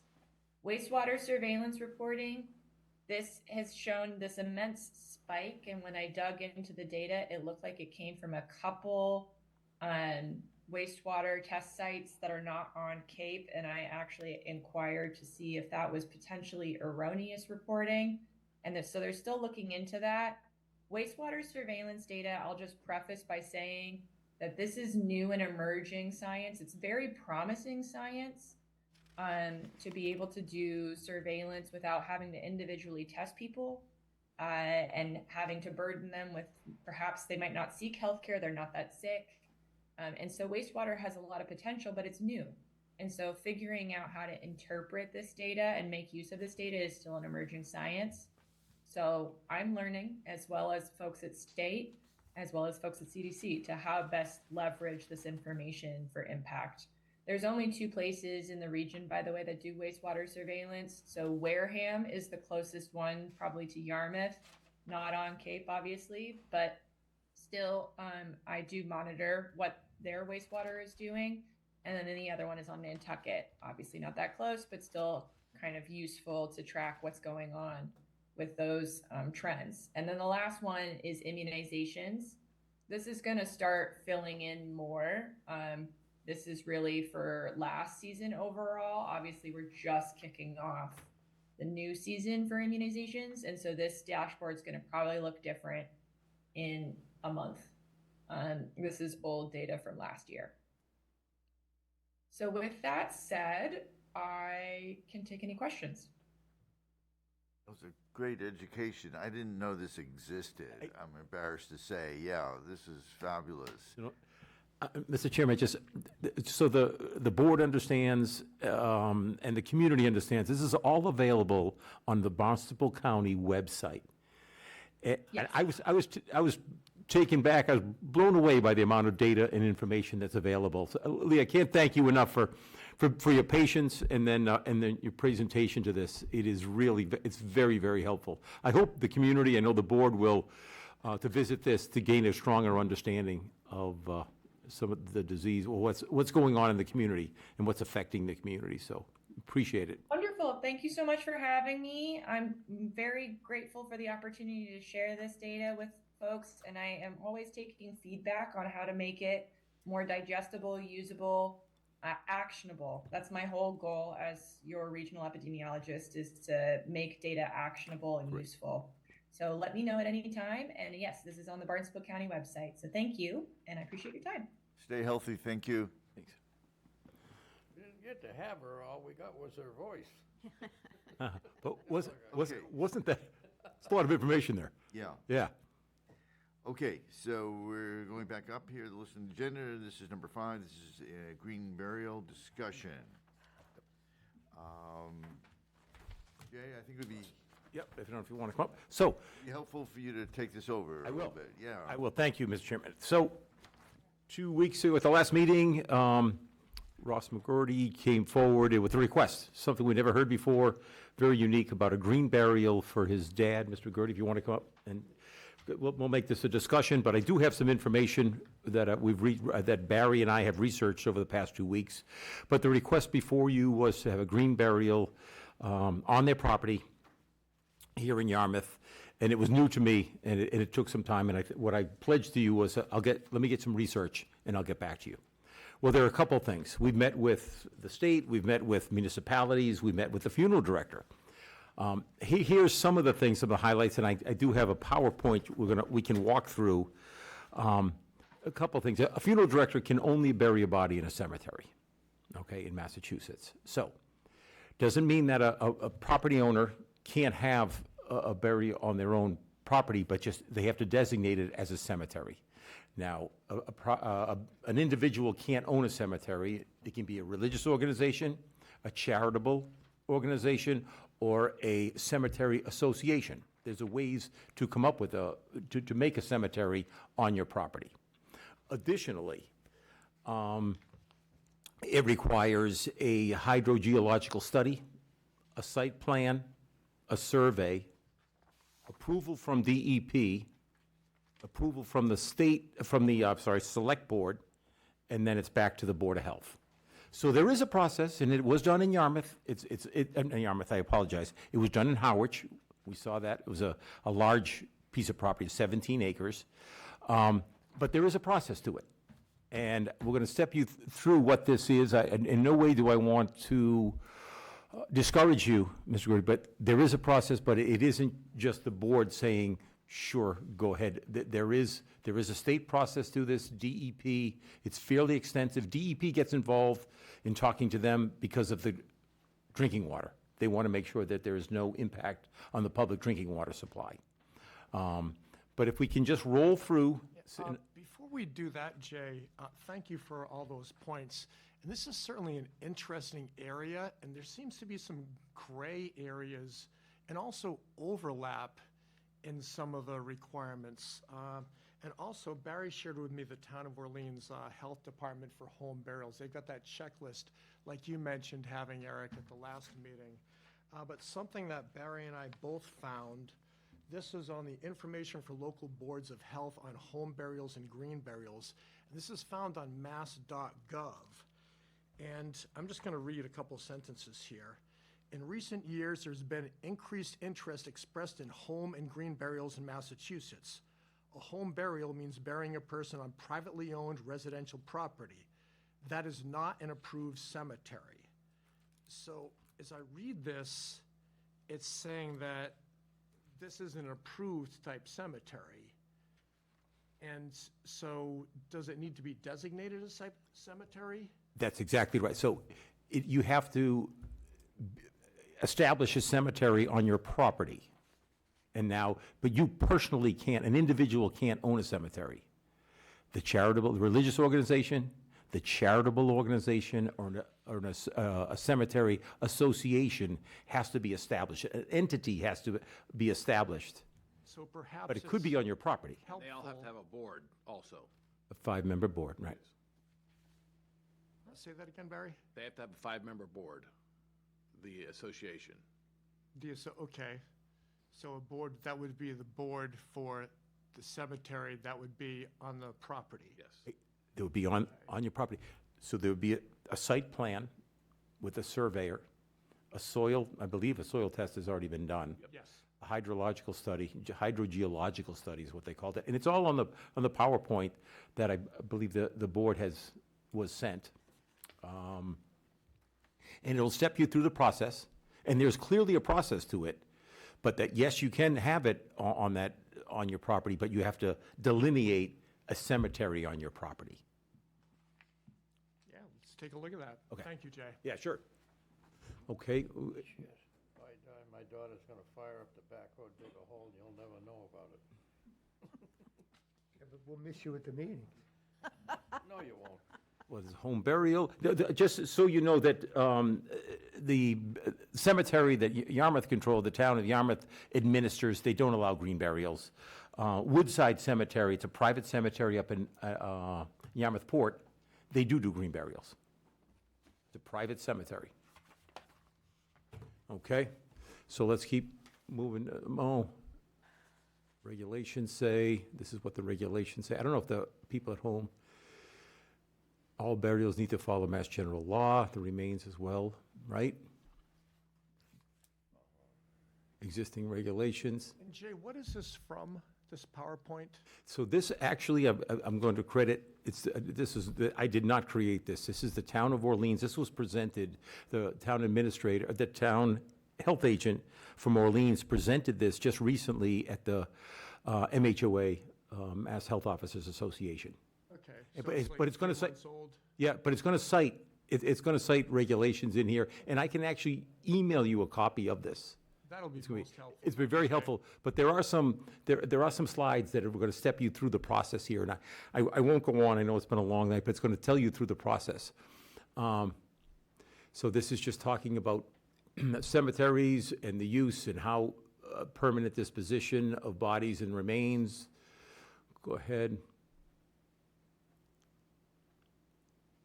They must be, so here is that Mass General Law states that bodies and remains must be buried in a cemetery or entombed in a mausoleum or a crypt. So the big piece being is you have to delineate a piece of property as a cemetery. It can't be just part of, well, your yard or your side yard or outland that you have. So now the Board of Health does play a role. So the use of land for burial, new cemeteries or extensions, approval for the Board of Health for description of the land. That would be a site plan would be given to the Board of Health. A soil evaluation, the hydrogeological study would be given to the board. Which we did at the last meeting. A site plan? Yes, That's a if we had survey. map on it. It's a survey. Yeah, we had a map, we had hydrological information, soil test, all that was from Cape Cod Engineering. Okay. Bob Perry. Packet. I didn't have that. This one. It's the Cape Cod Engineering, done on April 23rd for Bob Perry, and then he did the site plan for it. So they have that in their packet too. I don't know if it meets the requirements. Yeah, but that's yes, just it. There's plenty of information on it. Okay. I don't know. I don't know, so, but there is that's terrific that we have that. Some of the requirements are there. This one here next. I do want to get to slides, because it's going to be helpful to Mr. McGorty, being able to, what the process is. If you can just go through, and I'm going to send this to you, Mr. McGorty, so you can kind of digest this and we can talk about it. The maintenance and operations, certainly. And then when you are on this, you can click on the red things that are highlighted, and that'll take you to another subcategory to view. Excellent. What is this here? What is this handout? And where did this come from?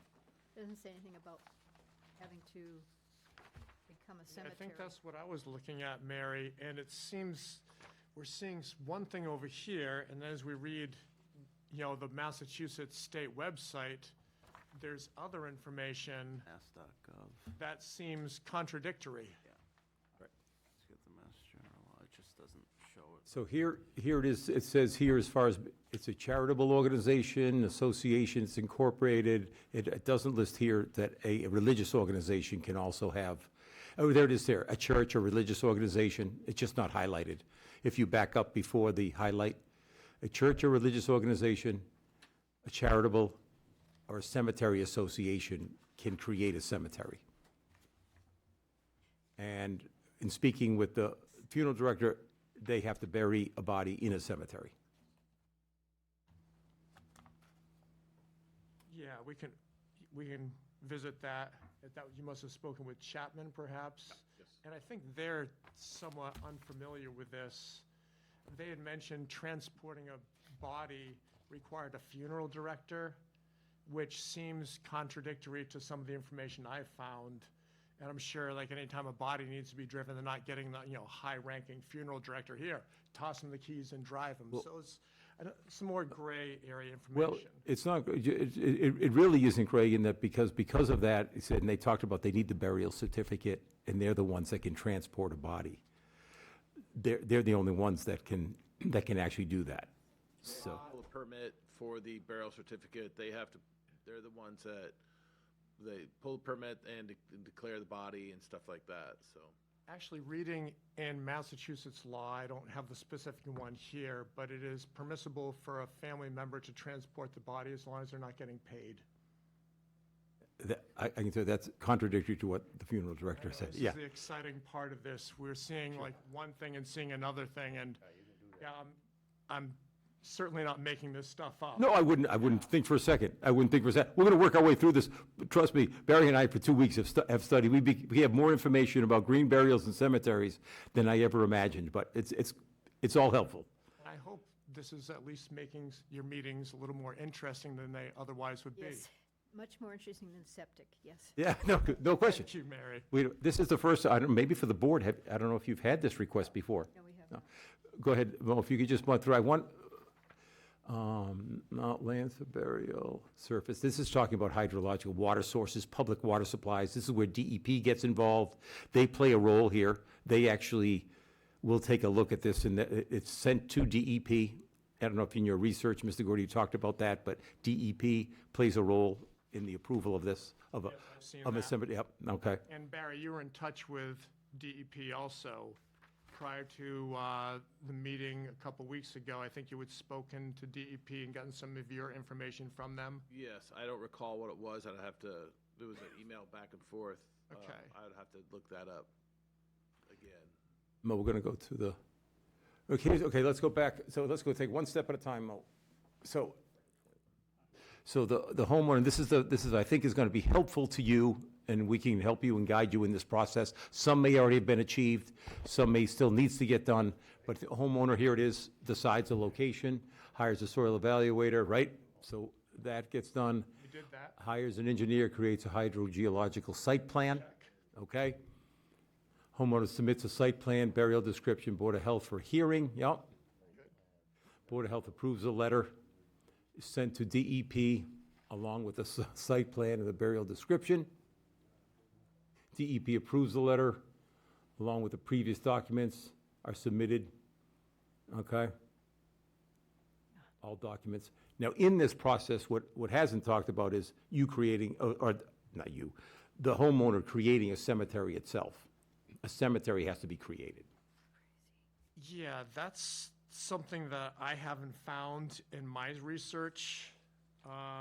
And it mentions that it is not an approved cemetery in the mass.gov information that I think all of you have. Did it say that it's not an approved cemetery?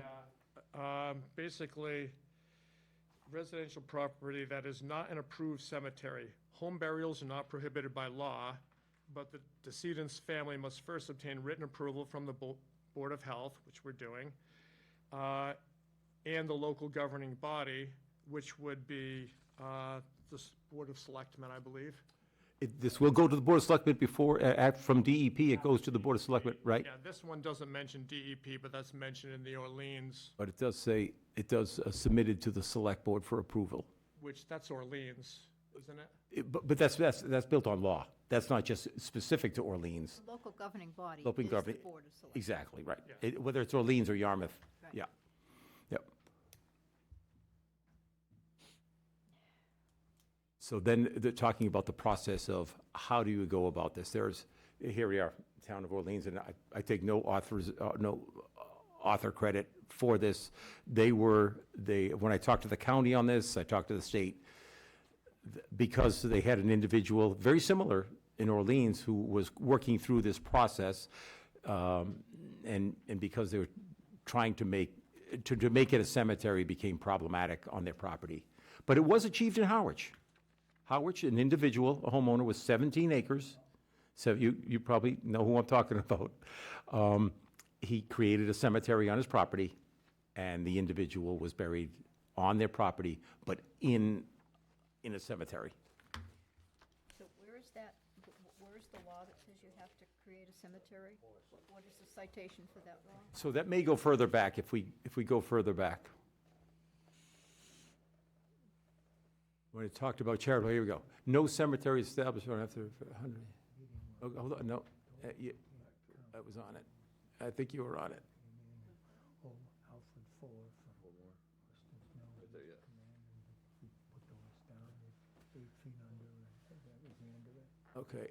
Okay, so no cemetery established on or after July 1st, 1936 shall be owned, maintained, operated except by a municipality or other subdivision of the Commonwealth, a church, religious, or charitable organization. That's not saying it has to be a cemetery. It's just saying no cemetery can be established, and I would envision that being far more graves than a single grave on a property. Doesn't have to be, the one in Harwich is a single grave. How are they defining cemetery? It says no cemetery. I'm thinking that same thing, Mary. Where does it say you have to? So I'm gonna go further back. I think it's, I think we went over. Yeah, I think it's back. Okay, wait.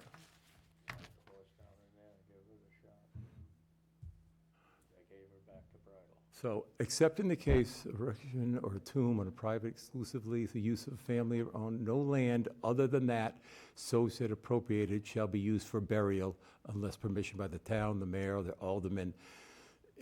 It talks about, I don't know whether this says enough, but it talks Yeah, about basically creating, says creating a cemetery.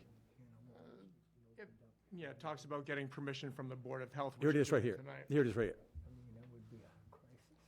It states that bodies' remains must be buried in a cemetery or entombed in a mausoleum or crypt. So the first bullet point, Okay, and you then see, we, so now so can we stay on that for a second? Bodies' remains must be buried in a cemetery. Now, that cemetery could be on your property. okay. That's general law. What's the definition of a cemetery? You want her to click on that Mass General Law? Yeah. That'd be great. Yeah.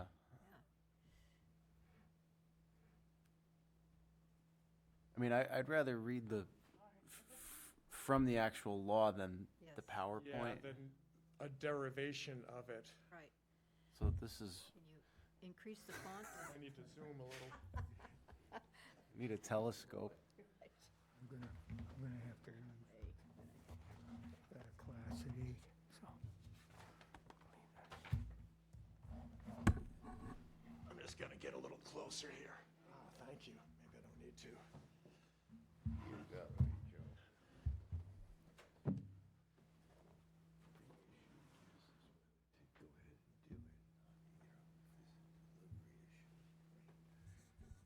So if we go down, the permanent disposition of such bodies or remains shall be interment in the earth or, that's where I thank you, a vault of a cemetery owned, maintained, and operated in accordance with the laws of the Commonwealth, right? By deposit in a crypt or mausoleum, which I guess we need to define that. Okay. Yeah, yeah. Thank you. See you next time. Bye, Lawrence.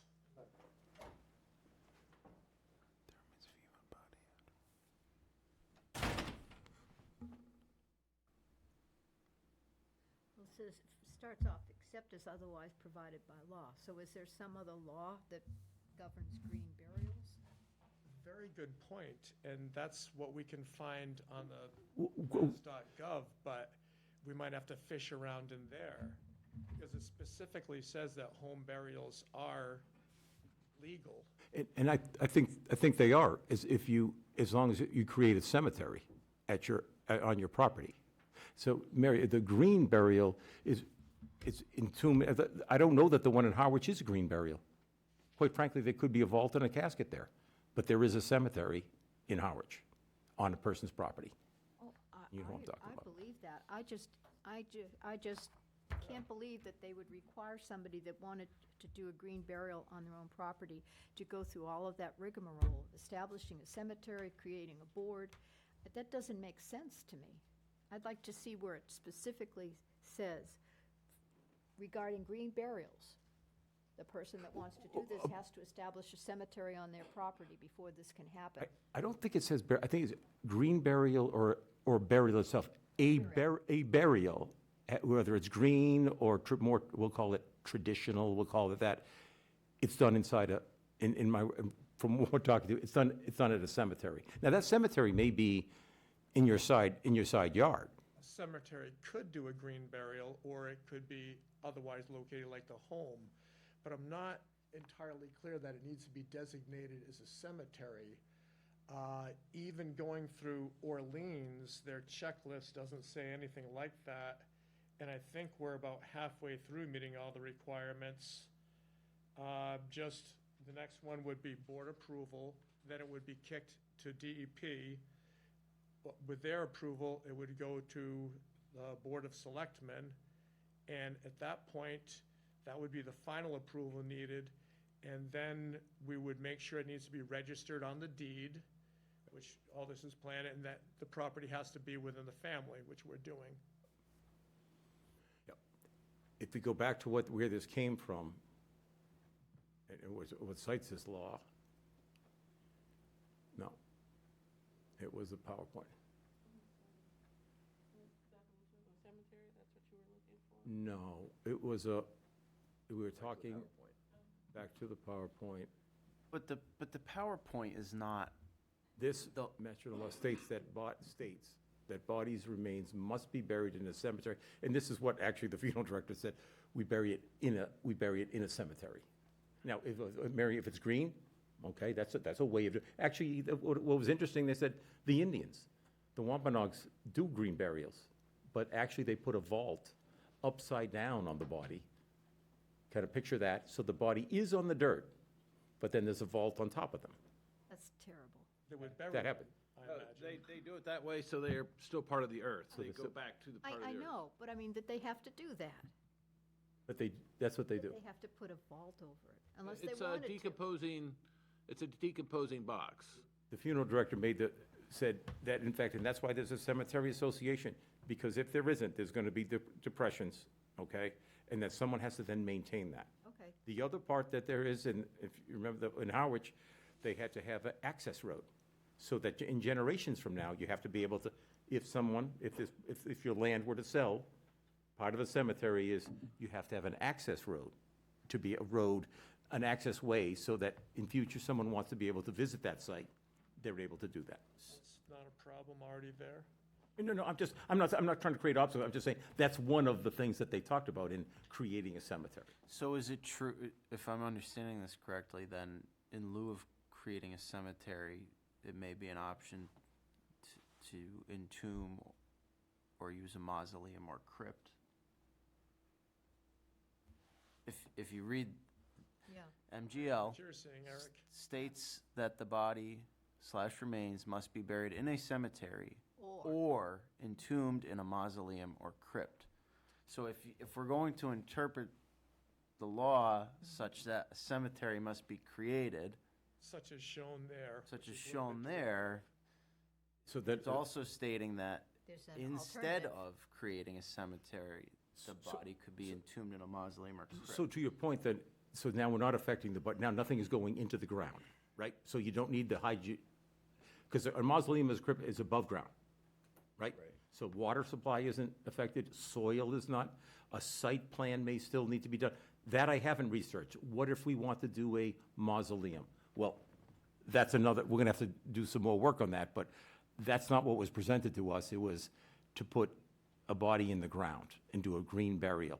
Now, a mausoleum and a crypt would say, okay, well, it's not affecting the water supply, right?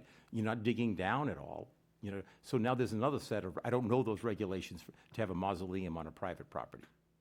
Now it's not, I guess it technically is a cemetery but we think of a cemetery, you're burying remains in the ground.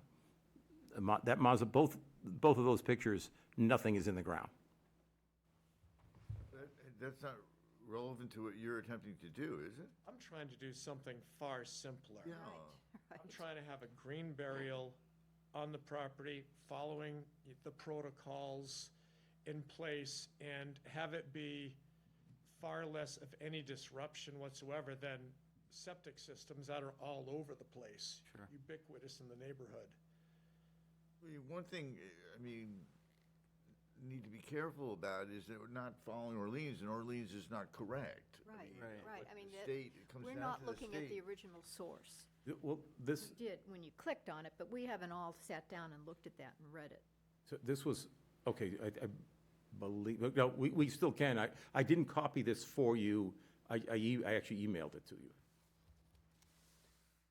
Right. Yeah, this seems to be a very helpful I didn't see it either. document. The one that we got off of the mass.gov, also very helpful, seems to be the Town of Orleans Health Department. Just one If second. something needs to be designated a cemetery, I have no problem with that.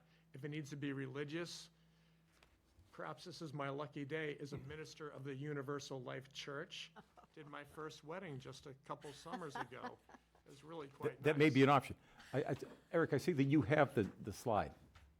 Yeah, well, I arrived here early today. Okay. I got And you got a printed copy, but I was simply trying to make the point that if I'm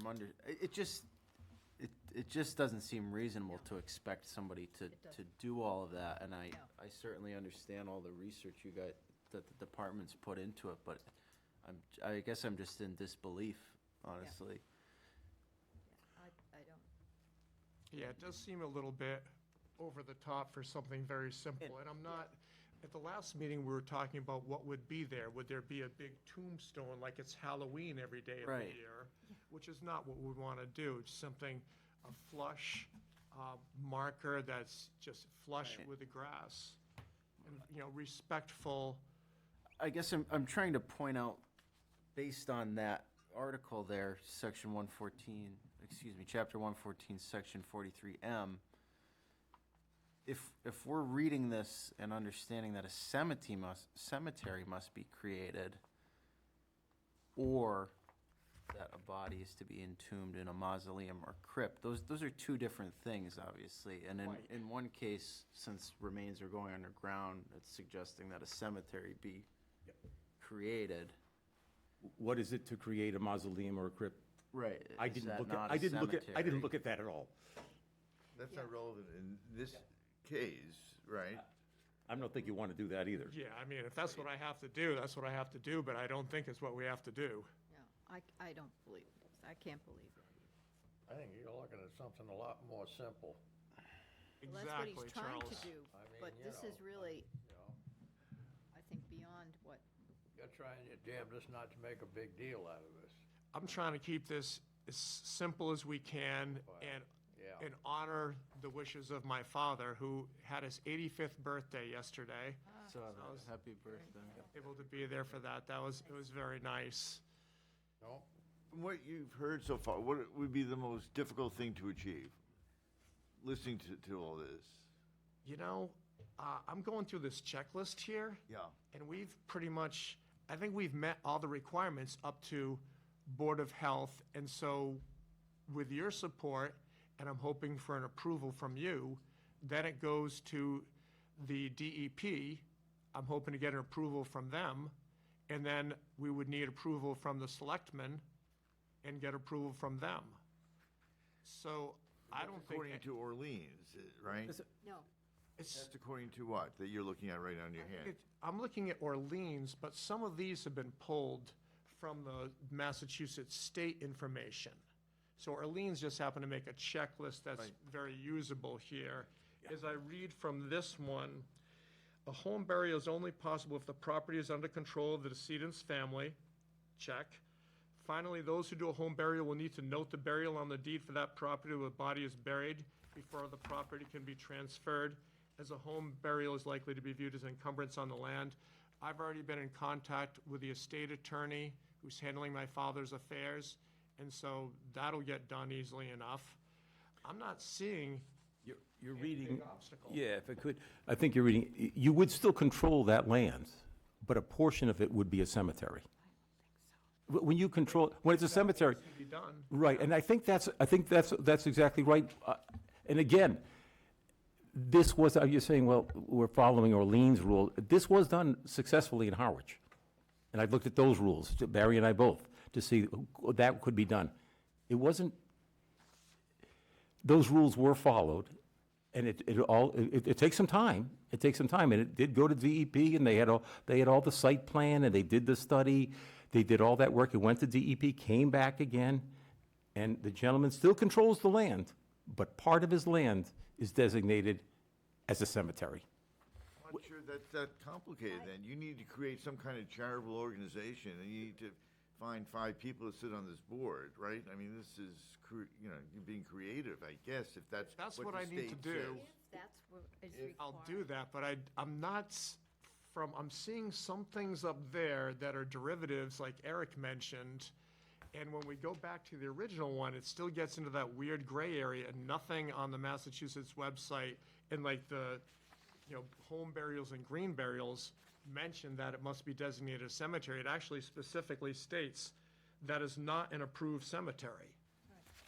So that's where we're coming, this gray area and contradictory information. I'd prefer to keep it as simple as possible, and I'm not seeing any requirement here for that. I'm hoping we can just have a vote tonight Board of Health, we get approval, and then we move to the next step, which is DEP. Then the next step, which will be the selectmen. There's still some speed bumps that I need to go over, but no stranger to doing difficult things. The other thing is too, The that state if he, doesn't make if it he, a mandatory cemetery, No, so is this something we've decided to do? no, he found out something from Orleans. If he decides that it's a cemetery, then you've got all these rules and regulations about town of Yarmouth cemeteries, which aren't going to apply. I mean, it doesn't, I think, I want to go to the Mass General laws and read that section for myself. let's do that. Let's go to, No, I don't want to do it now. Okay. It's tiny, and I don't think I think we should table this, unfortunately. That's my opinion, until we get to do some research exactly for ourselves of what this is saying. so, We're reading, it's law, it's difficult for, well, all of us to be able to understand. It's gonna take some time, so maybe we need to know, let us know what to read, what's relevant in state law. sure. And maybe we can make this simpler than what we're hearing tonight among Well, ourselves. if this is what Orleans is saying justifies their requiring a cemetery, then that's all we'd have to read. Orleans doesn't say anything like that on their checklist, Right. which is So again, we're interesting. saying only, they're citing Mass General. Harwich did the same. We could substitute Orleans for Harwich, because they're the other one. Whatever that is. Yeah. But I think that, well, number one, 117 acres is a whole lot different from somebody's No, it's backyard. 17 acres. Oh, 17 acres, okay, that's a whole. It's a farm. A farm. And that's the other part, we don't, what size lot? Here's something else I've gone ahead and done, although it was not a requirement at all. I went and talked to the neighbors, the abutters. I wrote out an abutters letter, and I got signatures from neighbors on both sides of the property. No problem doing it. We get along with the neighbors there, and everybody's on good terms, and they respect his wishes. So that was easily done. So that's, I try to do things with people in the neighborhood, and I try to follow the correct procedures in a sensible manner. So this can be done in a dignified way that's straightforward, easy to do. Yeah. And Brewster doesn't say anything about having to designate the land that's buried, used for the burial as a cemetery. Yeah. Well, Bruce, I'm actually, that was going on Mass General law, and also the funeral director saying that it has to be, I have to bury it I have to bury the body, the remains in a I cemetery. think you'd be really surprised at things that are traditionally done by funeral directors and they think might be laws. But when you read up on the laws, it doesn't say some of those things that they may say. For example, that a family member, as long as they're not getting paid, is able to transport a deceased person. That's one of the examples I found. Yeah, well, maybe I can talk about, I went to a funeral director who who's been in town. His dad actually owned it before him, pretty well schooled in this, pretty well established. So I went to what I consider to be the subject matter expert on this. Tell me this, hey, we have a presentation. I'm not trying to create obstacles here. I just want to make sure we're doing this right and making sure that it's following the law for yourself, for the board, for the town. Because it sets a precedent, and we want to make sure we're doing it right. I didn't even know when we sat last time that DEP would be involved, but they are. You just go to them and say, you have to designate the land you're going to use for a green burial as a cemetery. Couldn't we just ask DEP, since they're kind of the final approval, right? They do the final stamp. Well, they are a approval. The selectmen will also, and you, and this board No, will. but I'm just saying, they're the final approval, so they should know whether or not, since they're the state, whether or not. EP would be the penultimate Right, approval. yes, and so, when penultimate, oh, yes, it That's a goes back to fancy the word Board I of use Select. Okay, sometimes. I'm sorry. Sorry. But yes, you're correct. The Select Board is the Thank you. I think that's, it would be DEP, and then it goes to the select board. But in other words, DEP would know about a requirement that the land be designated as a cemetery. They would know that because they're just signing off on the local Board of Health saying, okay, everything's been met. I didn't, I went to the funeral director. Yeah, I know, but they don't know everything, and they They're not don't all lawyers. know a lot about green burials. Well, actually, believe it, he talked about that, and he knew the wicker baskets, and he went on quite a bit. We sat for close to an hour with him. I'm just saying, I don't think he's the authority that we should be listening to. We can listen to him, Right. but I think we need to go to the state law before we say Sure. that it has to be a cemetery. Well, we've done quite a bit in the 2 weeks. We had a lot of information. I can certainly go to DEP. And we can pull up, and I believe you have in there, if I stand corrected, I didn't want to copy, and I took your advice as far as not printing out too much information. I think if you look in your inbox, you're going to see that PowerPoint. Okay. Did you send it out this late PowerPoint. in the afternoon? Um, I mean, I didn't see it before. You hadn't seen it recently? in the See it, afternoon. so I Okay. didn't do homework on it, but Okay. Something I would also like to get, I'm hoping I can get all of your contact information. That way we could, if we find something, we can send it forward in email. I'm living Send in it Rhode to Island. Jay, and he can send it out to us. Yeah. I think that's the easiest way to do this. What way is that? Like what Mary had suggested. Email, the three of us on an email chain, then we can. You and I have never emailed back and forth, but if you would send it to me, I share things fairly Okay, and sometimes consistently the with them. board might have questions with me, so I'll be glad to share my information with you. It makes it challenging for me if I'm coming to a meeting and all of a sudden I'm getting like some pretty fat documents that I haven't had a chance to look over, and people are bringing up questions that I'm hearing that night and I don't have a chance to research, and otherwise I might be able to come up with things like, oh yeah, boom, here, here, here, and just really simplify things by doing a little bit of work on my own end before the meeting. Well, the communication tree, I mean, what Mary suggested, I think, if you were to get it to myself, I share things on a regular basis with the board. So I'll make sure I get your contact information, we can send it out and get things done there. I mean, we need to read the state. We need guidelines as a health department. I have not reached out to DEP, excuse me, Mr. Chairman, yeah. I didn't reach out to DEP yet. Oh, no, I was saying that. I'm just saying we somehow will have to, if it has to be customized in some way for this town, that it's not stated, in the state regs. We need to have something that we know, I mean, Orleans looks like they did their thing. And maybe it's all fine. So we need to look at the state, make some decisions here to simplify it. Here are the 18 things that need to be done, or whatever. And Mr. Chairman, and if it is, and I'm confident it is, but if I'm proven wrong, that you have to create a cemetery, and you said, well, I'll just go ahead and do that because you have a religious organization, but not a needless step. If that's what you think, Mary, it's a needless step, let's find out. Let's definitively say that. The information I have, for what I've heard and read, it's supposed to be designated as a cemetery. That's what has been done. I think that's the requirement. It's not my requirement. It's not a suggestion I'm making. It's what I'm seeing. That's all. And you said, well, I'll just go ahead and do that. And that may be a requirement, but let's find definitively to say, yes, that's going to be a process. That would be something that you have to do. Get it back from DEP. I can ask. I didn't. How long does that process take from DEP?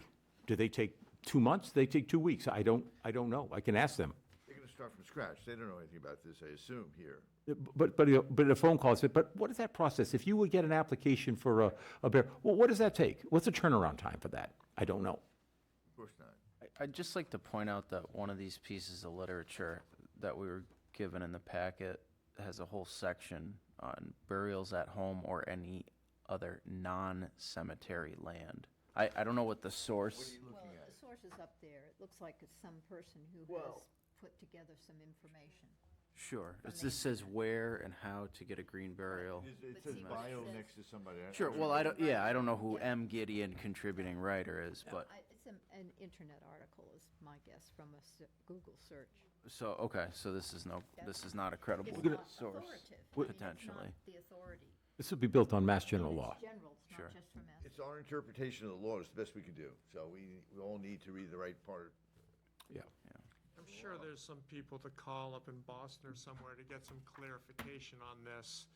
where we can just get this figured out and refer to law so something's written down, so some written clarification along with verbal. I think once we go in, I think we have, we're gonna go drill a little deeper on some of this part. I feel confident with that, and then once the board understands that, and I haven't yet, but I'll talk to DEP. They are a player in this process. And then it would go to the selectmen, and then to the Board of Health.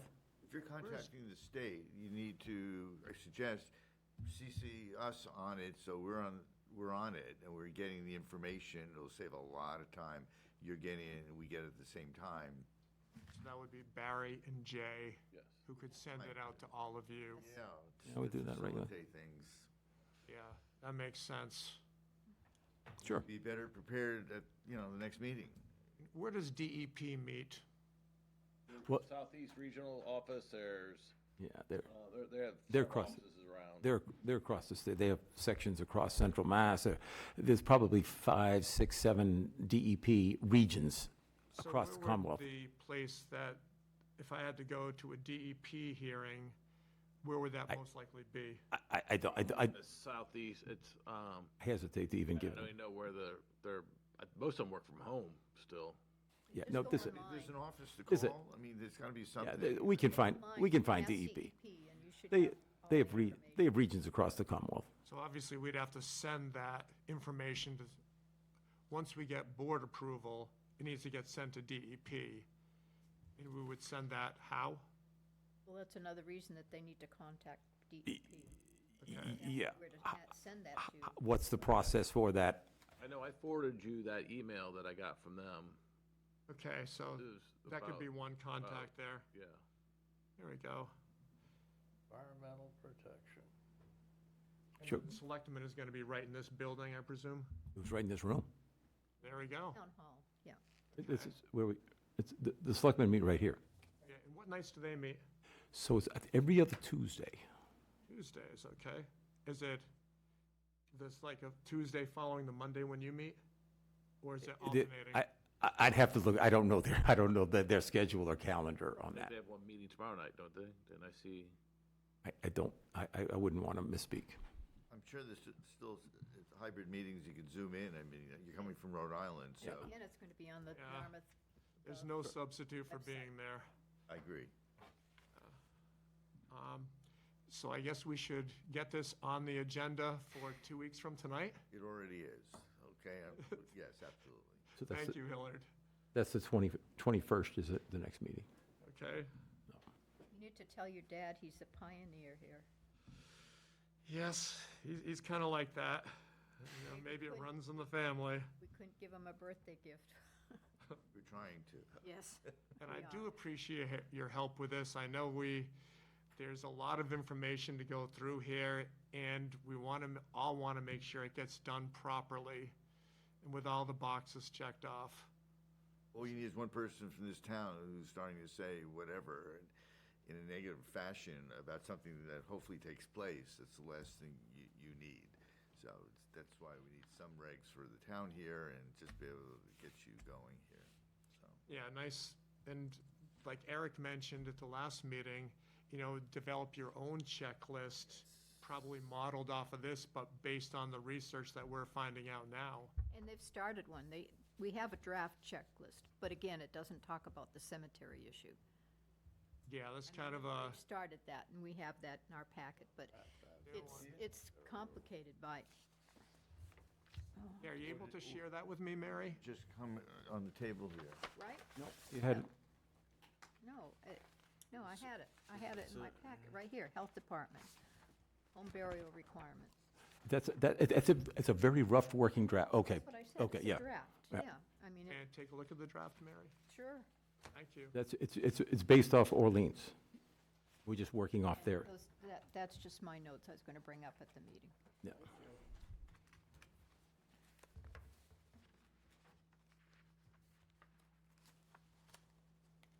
That's Orleans' working draft.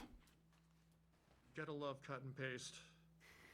Well, we don't, the board makes these decisions, I don't, I You know, that was us. I had no idea. See what I wrote? You know, in teaching, Where this Oh, I came just from. assumed. it waste was of time the- reinventing Okay. the wheel. Yeah, if somebody's already done it, you don't need to do it again. Okay, good. I mean, basically, we've met everything here. This, the cemetery thing is kind of this new hitch along the way, but we'll figure that out, and Is this the health department one you're reading? The one yes. Yeah. And again, that's the rough draft. That may, the board, lot size, a number of different things that the board would have to decide on that. So I don't know. And Mary, for a green burial, I believe embalming is prohibited for that. It's, again, I didn't see that anywhere that it was prohibited. I just said that it usually is not done. Maybe that's better terminology then, yeah. I mean, that's the only thing I read about embalming. But we did talk about it last time in terms of, I think Larry even had, maybe brought it up in terms of the chemicals and all, and leaching into the soil. I don't want to keep going back, but the funeral director said you cannot, it actually, there were two gentlemen when I was at when Barry and I were at the funeral home, said there's no embalming that's done at all. And actually, I think so. yeah, and so there was a shroud, a bamboo basket. There's a number to, he was pretty well-schooled. He was pretty well-informed on the green burial. This was not a foreign concept. Well, tell me about it. He was telling us quite a bit of information on how that is done. So it was not a new concept. Green burial was not a new concept to the funeral director. It's good to see that some of these things are catching on as you were addressing the plastics earlier. And Charles, you made a really great point with the motor oil being in plastic jugs and different from the milk. Outlaw plastic, you're gonna lose your car, Yeah, you know, But no, everything. hospitals use You wanna plastic start- everywhere. You wanna start a big one, you know? and oil There's jugs the- can't be there's the recycled start like right milk there. jugs. So, I think we've made some progress tonight. We got a couple checklists.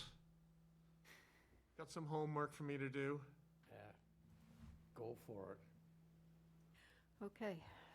And I thank you again for having me here. I look forward to seeing you in another couple of weeks, and maybe we can have some emailed correspondence. And Well- also, it's good you saved it for last. This is it, right? You guys all get to go Oh, home. we got A couple of really quick ones. couple things. Couple Okay. more things. I'm driving back to Rhode Island. Oh, Hopefully, I won't run goodness. into any traffic. Yeah, you and I both have to teach tomorrow, right? Drive safely. I hope Thank it you does very not much, rain. Mary. I appreciate it. You know, I think with all of your help, we'll get this done. Okay, We will. yeah. Okay, let me just sort out my papers and I'll get out of here and let you John. guys get to the next topic. Drive safely. Thank you, Hillard. So number 9 is new and old business. Anyone Jim, on do the you have a board car? or Oh, Jay? I'm sorry. Any new or old business? We are having the flu clinic at the senior center on the 29th from 1 to 3. You can still, registration is up on our website. You can go there. We have flyers at the senior center. The VNA has it, so. You still have spots? Pardon? Still have slots? Yes, ma'am. Okay. And we had, Go anything there and else? Because catch we it? just have the minutes to do. Anything else? Anything else? I would just new and simply, old? so the board and the community understands, we're giving out probably between 25 and 40 COVID kits a day Wow.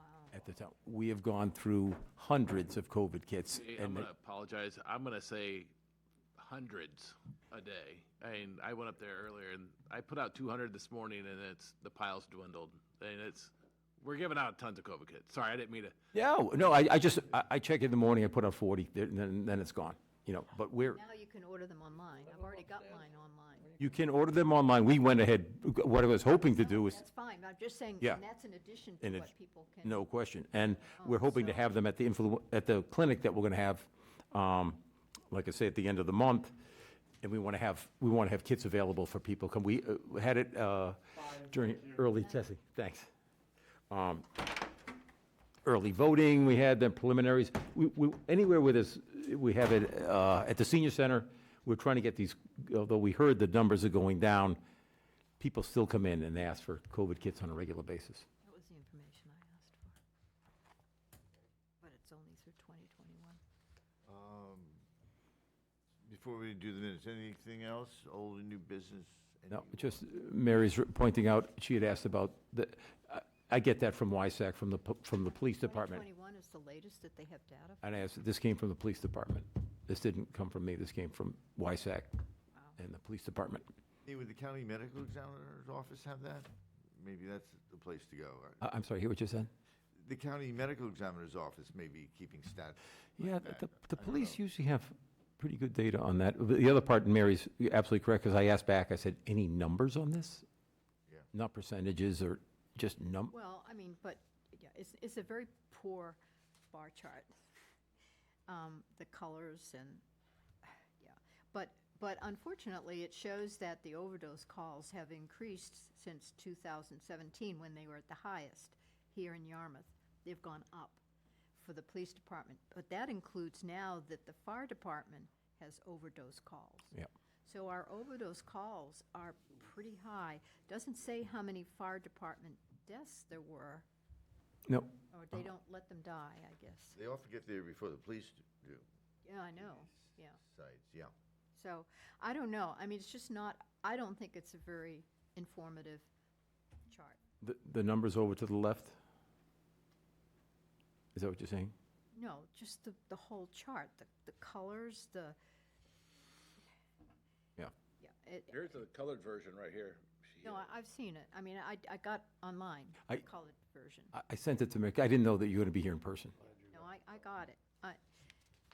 I guess my biggest complaint is that it's only through 2021, and we're now in 2024. Sure. So it doesn't tell me, you know, we heard about national statistics and state statistics, and I just wanted to know, all right, how are we doing in this town? This doesn't tell me, not compared to what I heard about the state and national numbers. Yeah. That's all. And I'm not giving a I government. understand it's the best you could get. No, I'm not giving a government answer. I'm just telling you that I don't tabulate these numbers. Right. These from the No, I police know. department. I know. Yeah. I understand that. Yep. I'm just disappointed that we couldn't get something more Okay. up to date. Okay, the minutes. Hopefully everyone took a look at them. Any corrections, edits anyone wants to make? And these are the minutes from September 16th. I move that we approve the Board of Health minutes from September 16th, 2024. Got a second to that? Aye. Good. The three of us are the only ones left here that were present. All in favor, say aye. That's three. Aye. Okay, the minutes are done. Okay, anyone want to adjourn? 8:13. So move. Oh, hey, okay. Everyone agrees with that? Second. Second.